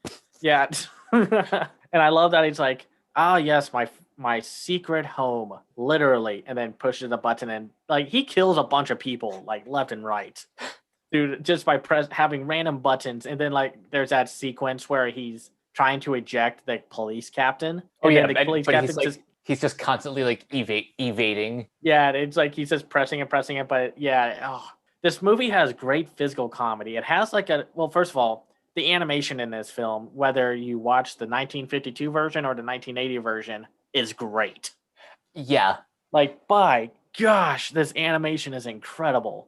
Like, it might not be as fluid and smooth as Disney, but man, is there just so much personality given to everyone. Um, in my quick thoughts, I described it as like a sort of like a perfect marriage of like the slapstick sort of Looney Tunes, more like the Chuck Jones era, especially those guards look like Chuck Jones designs. Like Yeah. it's a mix of that plus like the grand scope of like Miyazaki, and it's just a coincidence that we're talking about a Studio Ghibli film and this. Yeah, and Miyazaki was inspired by this movie. And it's basically like he saw this back in the day and he's like, wow, why can't we work on something like this? Yeah, the influence is quite clear. It's everywhere from the architecture to like the vehicles they ride around in, and especially the giant robot that the king has. And golly, that robot is an amazing spectacle of animation, especially when you find out that this was like 1952 and 1980. Like when like the robot is holding the chimney sweep and he's putting him down in the lion's den, and the camera follows the hand and goes like into different perspectives. And this is way before like CGI was even A real concept. thing. Yeah, and like people had to work on this by hand. They had to stay on model and make sure it all looked good. And they don't like do any visual tricks or anything to make it look better than it is. No, they just work hard to make that transition as fluid as possible. And man, there is so much to gush about this film, like the character animation. This is a good film to watch for that kind of thing, especially when you watch The Mockingbird. Mm. And just his antics, his movements, his mannerisms, and especially like like the blind guy. The blind guy has a lot of good animation on him, and just like it's like giving your character personality by their movements, and that's why it's so important to have that down, because animation again is more than just they have a smooth walk cycle. You want to give them personality. Like that's why I like that sequence in Earwig and the Witch where they're walking along the sidewalk. You can tell who they are by how they walk, and that's what I get from the King and the Mockingbird. Now here's a question I have. Do you think this movie would have worked as purely a silent film when because you mentioned how body language is every bit as important as that's what that's the most tangible way to show good animation is like how the characters move, their facial expressions. Like, do you think this would have worked better as a silent film, do you lose something without the dialogue? I think it's hard because on one hand, the dialogue is great, and I think you need it for certain scenes. Because I mean, they'd have to animate some of the scenes differently if they just did not want to have dialogue. But there are some sequences because as much as we're talking about the dialogue, it's kind of like 50% dialogue and 50% silent film elements. Yeah, that's why I posed the question. And also, I'm not trying to compare this again to Thief and the Cobbler, but one of the reasons why the Miramax version from '95 was received so poorly was because they kind of forced dialogue into what was originally a far more abstract film, that was more a little bit more, basically what Miramax did is they forced dialogue in places where it didn't belong. Oh yeah, like the thief was voiced by Jonathan Winters, and like he talks but only in his head. And Tack was mostly a silent character. He was a mime, and Yeah. but then they made Matthew Broderick voice him. I think you could make this a silent movie, or like take the route of like the Triplets of Belleville or the Illusionist, and and like and have them speak like gibberish. yeah, or just kind of like yeah, very simple gibberish, like easy to understand gibberish just by understanding their movements and such. And because it's like as much as I like the shepherdess and the chimney sweep, like I said, I don't think they're the most interesting characters. They're very basic. They're kind of like a very typical like love couple and whatnot. While everyone else gets like the better characterization. I guess going to hope that's the right word to use. No, you're on the right track. And yeah, there's outside of like the adventure they embark on, there's nothing too special about the shepherdess and chimney sweep. They're like they're the Will and Elizabeth of this crazy story. Yeah, they're the audience insert characters. Like you just, well, not fully that, but they're just there to drive the plot forward because it's not really based off of that fairy tale. Because it's like, I mean, it's interesting because you see the film title, The King and the Mockingbird, and it's not really about the two of them, but it's also really not about the shepherdess and the chimney sweep.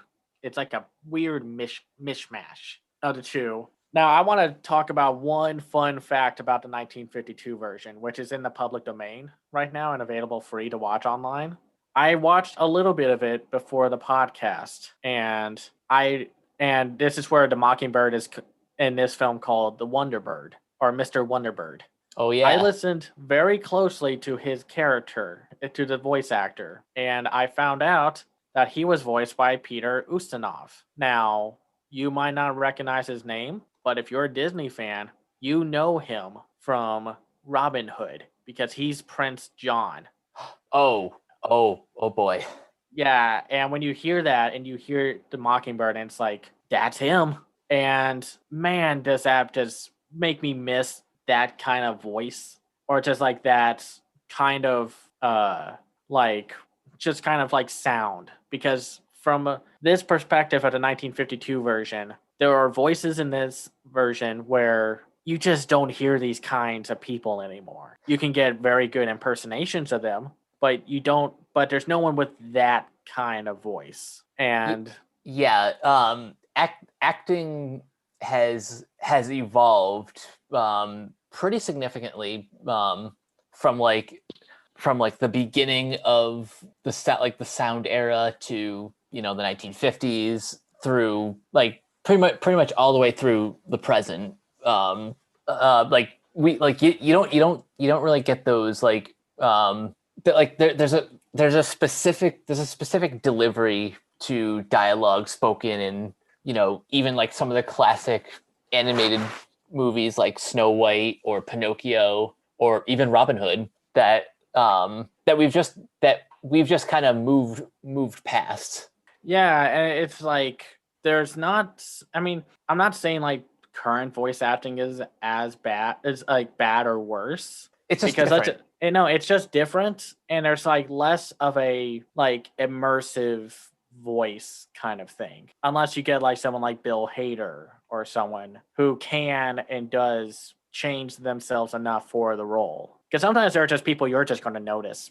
Like Bruce Campbell, you're going to know who he is. Andy Samberg, you know who he is.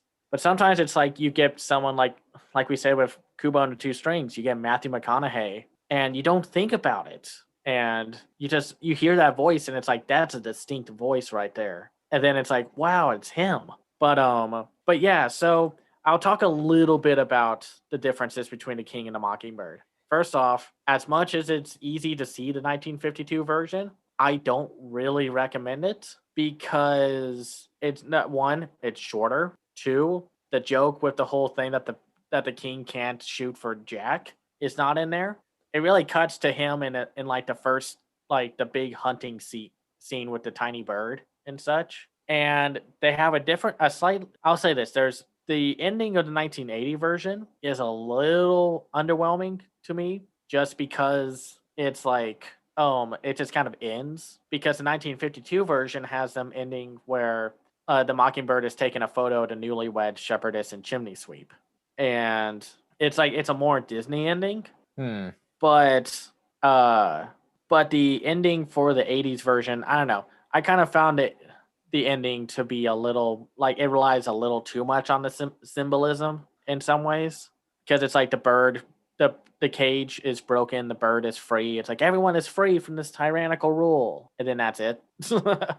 But I don't know. That's probably just me being like, "Oh, this reminds me of an old Disney movie," and I kind of like those happy endings at points. And maybe it's just also because I watched Robin Hood recently. So Yeah, that could be it. yeah. And, I thought the ending was it was certainly different compared to most films that like to end things on a little bit more sepia note. This was like the ending to this it had a little bit more weight to it because this is sort of like the fall of a tyranny. yeah, that's true. But I have to assume that the terrible English version was marketed towards like fans of like those classic Disney animated movies. Oh, that happened. Like, if you think that WB was terrible about this in the 90s, oh, this happened way before then. Like, this was a thing throughout all of time when Disney was around. Now, how did the 1952 version look? I know it's in the public domain, so it probably looks all grainy and gross, right? Yeah, that's the only problem, is that it looks grainy, brown, kind of yellowy. Like, you don't get all the bright colors of the 80s version. And the animation looks good still. Like, I think they didn't really change much. I think from what I remember reading, Paul Grimald just like got the same team again to make this movie, or at least try to get the same team. And that's why it looks consistent and what have you. And there's not much else. It's just like I said, it just looks very low quality. You don't see all the fun details and what have you. So it's like I said, as much as I like the public domain version of the 1952 versions out there, I really wish we had an official release of the 80s version. About that, I've learned in my research that apparently you can find the King and the Mockingbird on the Criterion Channel. I don't know if it's still there. I think it is last time I checked. And while that streaming service might be a little bit more on the expensive side, I think it's like $30 a month. Oh, Um, that's a lot. for like the content that's on that service, I would say it's worth it. Yeah, no, there are a few animated films that are on there, and one of them I'm actually going to be on a different podcast for with Rachel Reviews is the Kirikou and the Sorceress.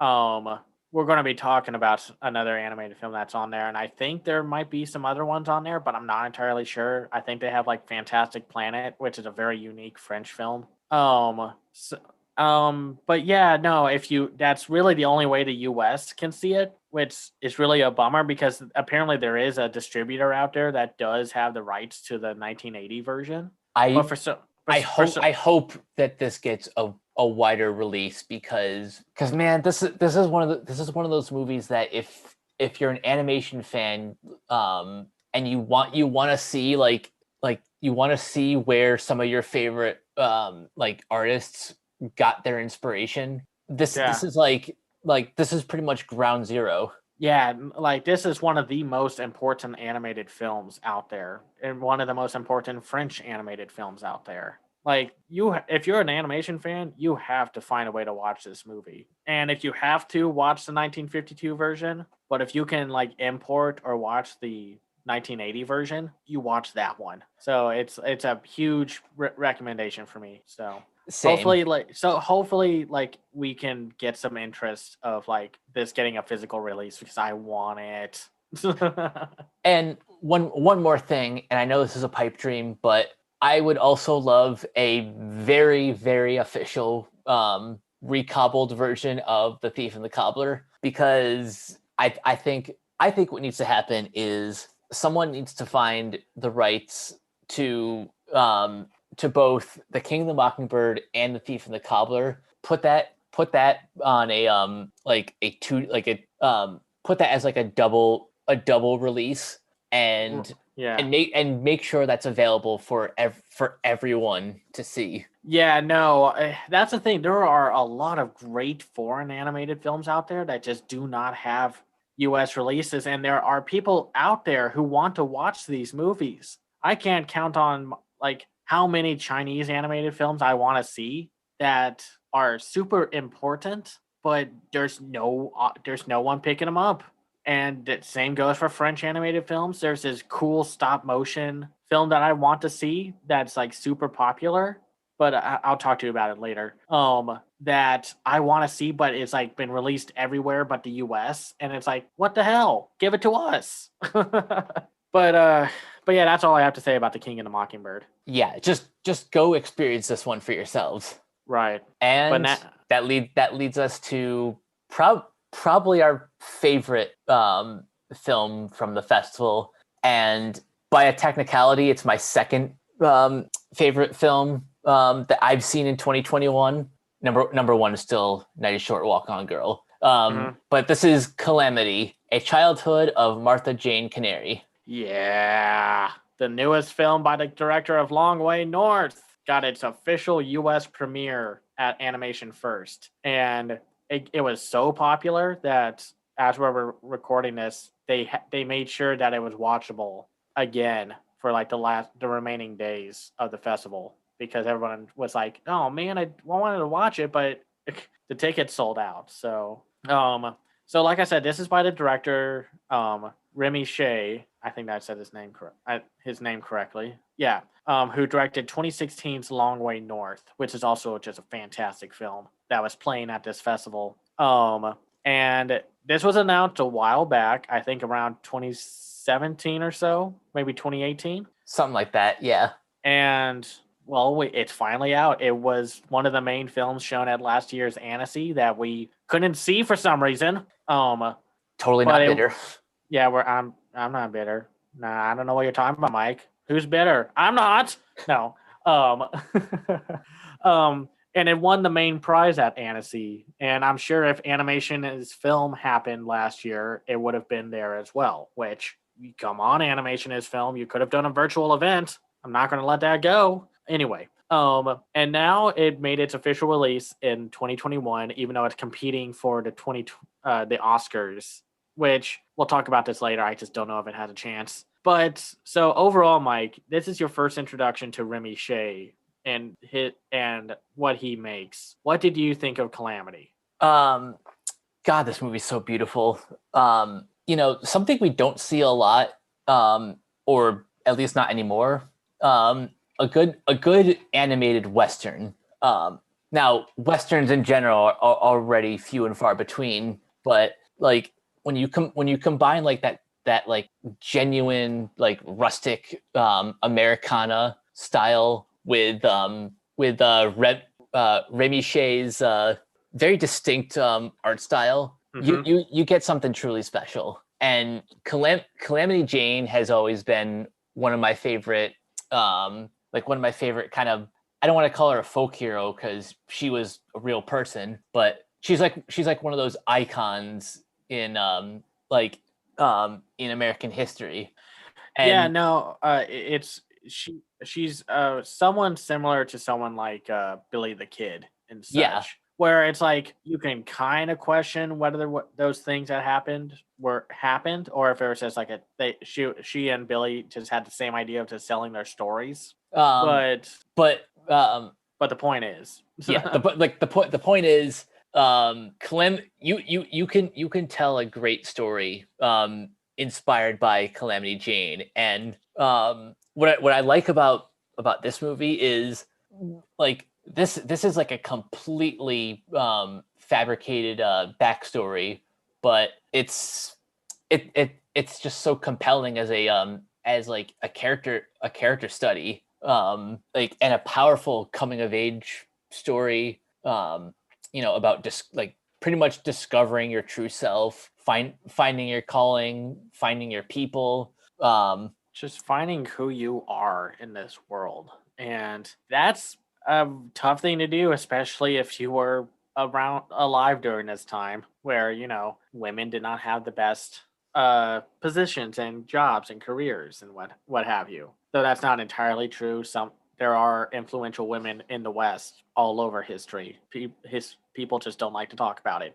Anyway, let's talk about the story. So our story is about young Martha Jane Cannary, who is part of where her and her family are part of a convoy moving through the South to Oregon. And through incidences, her father gets injured and she has to take care of her little sister and brother. And then they encounter a supposed soldier from the North who helps them out, but then one night leaves and may or may not have stolen anything. And of course, because of who Martha Jane Cannary is, she's like the first person to get blamed.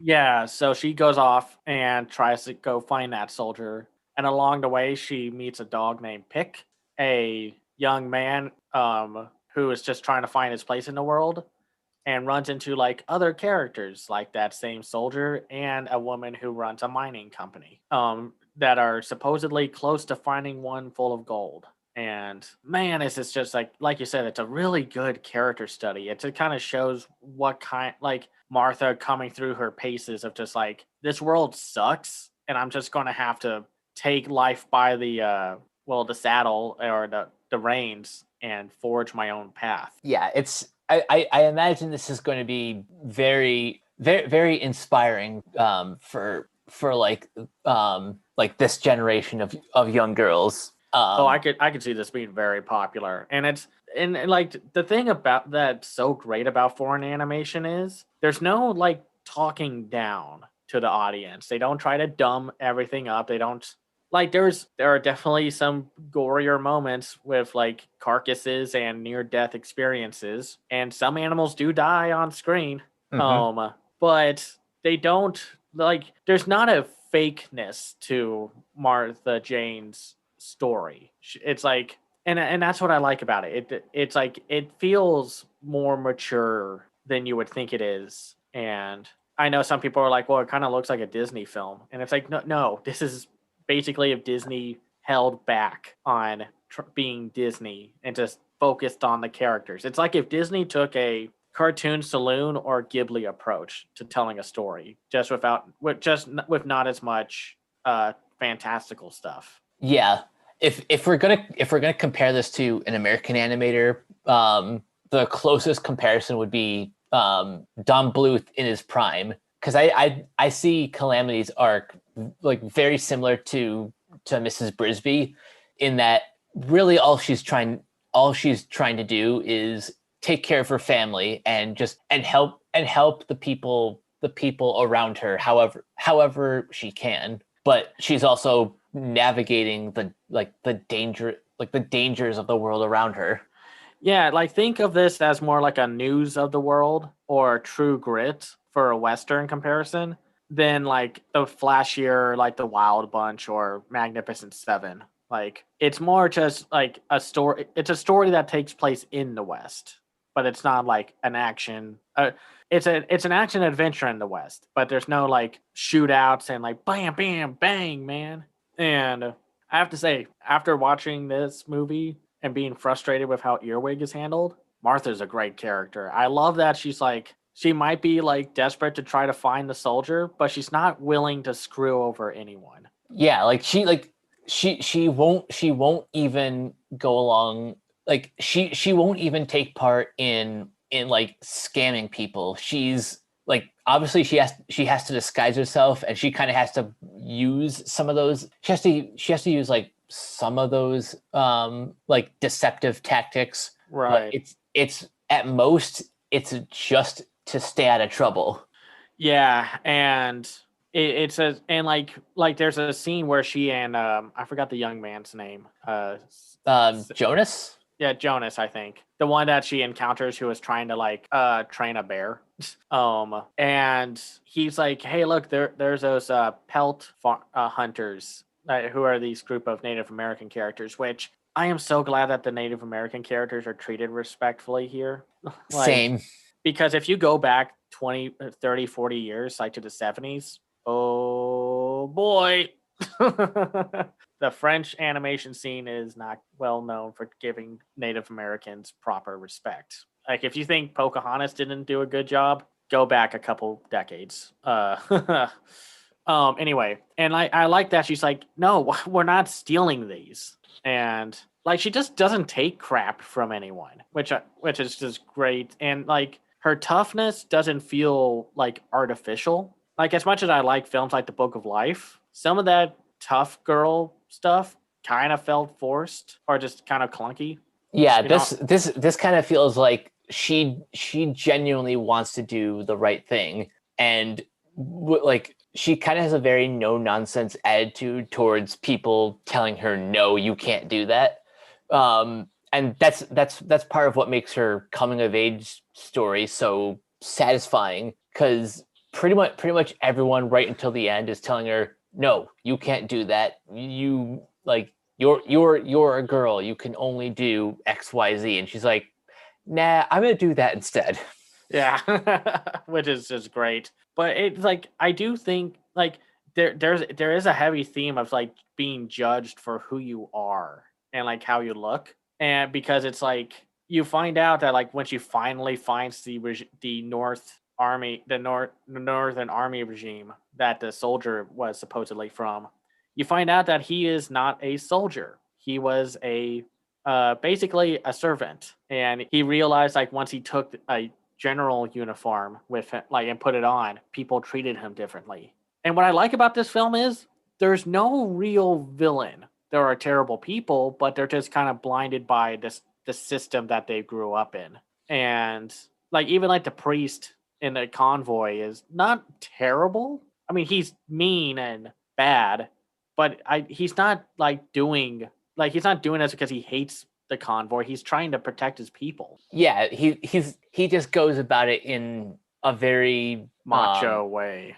yeah. And so is his son. It's like it's obviously there's some disconnect with his son, like between him and his son. And the son is terrible also, but that's because when you have a crummy dad that's not there for you, well, that's what happens. If you don't grow up in a right environment. And no, it's just like the story is so good, and I feel like it's satisfying all the way from beginning to end, which is kind of hard to do because I don't think people think about that, or they don't think about it much. Where it just does such a good first and second act, and then it's fine in the third act, but it's like it could have been stronger, kind of thing. But yeah, that's just what I have to say about the story and some of the characters. Yeah, I think this movie gets it's one of those rare movies that that like as it progresses, it just like continues to get better. It's not like it's not like it sped up. It sped right to like it's not like it sped right out of the right out of the gate and just kind of like tripped over itself towards the end. Like they took their time. They gave the important characters the right thing to do. Right. Now as for the runtime, it clocks in just under 90 minutes. So like I would have liked to see a little bit more, like maybe a little bit more of like the convoy, or maybe spend a little bit more time with Madame Moustache. Yeah, I think the side characters somewhat fall flat in some areas. I think mostly more with the convoy than with the other characters. Yeah, I agree with that because The one best friend is just the best friend. yeah yeah and once Jane like takes off on her journey, like you don't see the convoy again until she gets back. Yeah, and and it's like no, because I like the soldier character that they run into, and there are some obstacles, but there's no real, like I said, there's no real bad guy. But the more quote unquote antagonistic characters are partially involved in like a really good chase sequence later on in the film, which I just love that sequence where she and the boy and the young man and are running from the sheriff and the army general. It leads to some just great animation and sequences and camera work. But yeah, let's talk about the animation. This movie is gorgeous. And one of the things I noticed, and something that Remy Shea does, they don't really have outlines. And the reason why that works so well in this film is because it makes this it makes these characters and the background look like a painting come to life. And like because this movie has like such a it has like such a rustic aesthetic in like the tone, and although this film is entirely in French, like the dialogue still feels like genuinely American. Like I think Remy Shea's art style was just kind of perfect for the story that they were trying to tell. Does the art style, like, while it's not as like fluid animation as like a Disney or something like a Studio Chizu or something, it still looks good. And that was like the thing with his previous film Long Way North, where where it's like the same kind of setup and art style, and it's just beautiful, and the emotional elements are effective and they never feel out of place. Like the art style does not pull you out of the experience. If anything, it just draws you in. Yeah, and there are just so many good sequences, like when Martha Jane, or as she is later called, of course, Calamity, is finally rides a horse in the night, and she leans back and looks at the stars, or like that, like I said, the chase sequence in the mining town.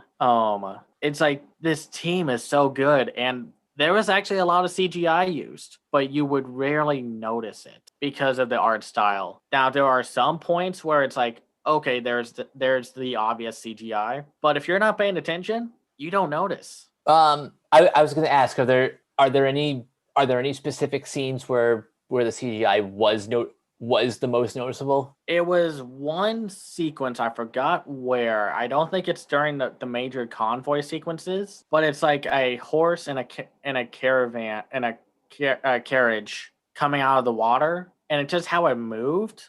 It just looked like it moved all as one thing around a path. It's kind of like, instead of like the horse turns first and then the carriage turns, like how proper motion, like energy moves, like, and whatever, I forgot which one it was. Curse you, physics class. I think it's mechanical energy. I think, don't quote me, I apologize, but it's just kind of, I but you know think I get the gist. but it's like it just kind of moves all as one thing, and it's like, oh, there it is, there's the CGI. Outside of that, you don't notice. I remember this from the behind the scenes video from Annecy. Like, they painted all the CGI characters the same way, and they made everything move the same way. So if there was any CGI, it blends in. See, It's not. that's like what's impressive about the animation. Like, so like an untrained eye would have just assumed that this is all either hand drawn or done like that. Like it was done in like that very specific like digital art style, but without any of the backgrounds. Yeah. Or maybe they just assumed that this was all like a painting come to life. Yeah, and it's just like, oh man, I mean, we could just talk gush about the artwork, and I love the music in this movie. I think I just love its Western feel and its reliance on string instruments. Mm-hmm. I think it's just a gorgeous score, and even though it might be corny, I do like the children's choir at the end singing like what would probably be like a theme song to a TV show for Calamity Jane. And You know what? This movie could use a bit of corn. yeah, no, and it's corny. Don't get me wrong. Don't get us wrong. Like as mature as this film can be, it's still like a higher end family film. So expect some corn. Expect like, oh, the boy that she runs into, they don't like each other at first, and then they don't end up as a couple or anything like that, but they end up like respecting one another. And I think that's what I love about it. They end up caring about one another, but they don't tie a love interest to Calamity. And um but and then like I'm sure there's going to be a US release soon. I have some information, but I can't really say anything about it until it's official. I'm wondering if they're what kind of like English dub, or if they do a dub at all, because on one hand I could see it happening. On the other hand, Long Way North didn't have the best dub. I guess I just rather it to stay in French with subtitles, but I know that's not easy for everyone. So if that, like, I'll be fine with a dub. I just think just be careful with it. I have yet to see Long Way North, so I can't really compare that one's dub to the original. But I think of the two films, this Calamity is probably better suited for that. Not just because the story is set in the U.S., but no, I take it back. That is the reason. But because of that, I think whoever they get to play these characters, they'll probably fit into they'll fit into their roles easier because this is such like an American story, and unless you're unless you've watched Deadwood, there isn't really a specific characterization of Calamity Jane. So whoever you get in that role, I'm sure will deliver the goods. Yeah. We'll just have to see. But man, it's early in the year, but Calamity is my favorite animated film of the year so far. And I'm just so happy of just kind of getting teased and not being able to see it last year. Yeah, it feels so good to have finally seen the movie like after like having the carrot waved in our face for months on end. Yeah, and that's why again, some of these studios need to start thinking about bringing these films over. Like people want to see these movies. Obviously, like you want to waiting to get the best ones of the bunch, like the ones that win awards. But Calamity is like an easy to watch movie. Like you don't need to be like really into artsy experimental stuff. It's a film for that anyone can enjoy. And I'm just shocked that for some reason that's never enough anymore. Like if you're worried about like not enough people are going to buy it, well, this movie's made for everyone. even if it just like ends up on like Netflix or Apple TV Plus, as long as it has an audience and it's accessible, people want a way to see this.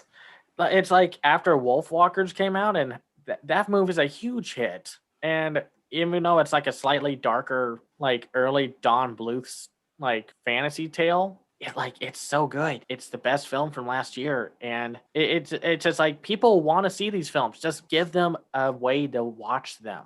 So yeah, wherever this film ends up, please watch it. Just watch it. If the day it comes out to rent or to watch on a streaming service, watch it. Yes, absolutely. Now, as far as recommendations go, we're recording this episode on Valentine's Day, and unfortunately, I didn't really come prepared with any significant recommendations, but I did want to bring up Ride Your Wave as one of the better romantic and like animated films that I've seen Hmm. recently. So, we've talked a lot in previous episodes about just the genius that is Masaki Yuasa. So if you're interested in checking out his filmography, and you want to watch a relatively grounded version of his like ambitious like style, Ride Your Wave is like that perfect middle ground between his more out there concepts and really just a sweet love story that happens to have some tragedy in there. Yeah. I had a hard time choosing because it's like so much happened in this one week. Like on one hand, like one choice recommendation, please watch Ferdinand from Blue Sky again. Just give that film another chance. Pay attention to that film's themes and commentary. And because I just think that's a great movie and it deserved its Oscar nomination. Oh, I agree with that for sure. And then two, another good romance film that actually builds upon the characters being in a relationship. You should watch like Weathering with You from Makoto Shinkai. And someday we'll have to do an episode on Weathering with You and Your Name, which I think you get a huge kick out of those. But one recommendation that we're going to be talking about later this month that I think everyone should see is the new Netflix series by Craig McCracken, Kid Cosmic. It is delightful. I have a review of it on my website, and it's a lot of fun. It's got a cool retro comic book art style. It has a fantastic cast of characters and voice actors. And it's so much fun. It's an original cartoon, which you all complain about there not being enough original cartoons. This is one of them, and luckily they've confirmed that there's going to be a second and third season. Oh, that's Um, that's awesome. I actually didn't know that until you told me. they Craig confirmed it. At the very least, there's a second season already confirmed and in production. But I think a third one was also confirmed. So it sounds like we're going to get like a Kipo and an Age of Wonder Beast situation. So we'll have to see if we end up with all three seasons in one go. Hopefully not, but that would be nice. It's on Netflix. It's only like 10 episodes. And if you need any convincing, Keith Ferguson's in it, and Fred Tatasciore plays a chunky cat named Tuna Sandwich. And Tuna Sandwich has like some of the best jokes in the show. And and obviously, if you know this voice actor, because you should, he's SpongeBob, he's the Ice King. Tom Kenny is in this show as well. So just watch it. It's so good. Please just support original stuff because we Yeah, don't need an iCarly reboot. We don't need a Sex in the City or a Frasier reboot. We need more stuff like Kid Cosmic. yeah. We'll talk more about this later, but I am personally so excited to check that out for myself. It's one of the best cartoons of the year so far. And I'm watching another one right now. I can't talk about it until I post my review as we're recording this in a few days. But man, Netflix is hitting the ground running hard. So be ready to look at my website. So those are my recommendations though. Oh, and Awesome. watch Spies in Disguise. It's on HBO Max as of right now. So Yes. Well, this has been a very packed episode. a very emotional driven episode and just full of just for the most part really good stuff. Like I loved this episode. Yeah, and like I mentioned earlier, I am trying to get together to put together like a month of Miyazaki in May.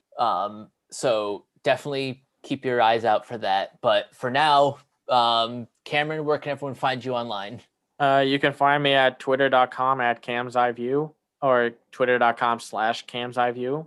I run my own website called camsiview.biz where I review animated films and shows called The Other Side of Animation, where I take a look at the stuff that should have more eyes on it. And I have a Patreon at patreon.com/camsiview. I am in the Renegade Pop Culture Facebook group. I'll post some animation stuff from there from time to time. And that's where you can find me. And you guys can find me on Twitter at Captain K482. Check out my quick thoughts on letterbox.com/Coach K482. You can find me in all the various Facebook groups just at my name. You can check out Renegade Pop Culture on Facebook and Twitter at Ren Pop Culture. All of our podcasts are available on Anchor, Spotify, Apple Podcasts, wherever you listen. You can check out Fresh Takes on my co-host Brock's YouTube channel, Organoid Zero. And last but not least, check out renegadepopculture.com. Need an escape? So do we. That'll do it for this installment of Renegade Animation. We will catch you guys later. Peace out. Bye.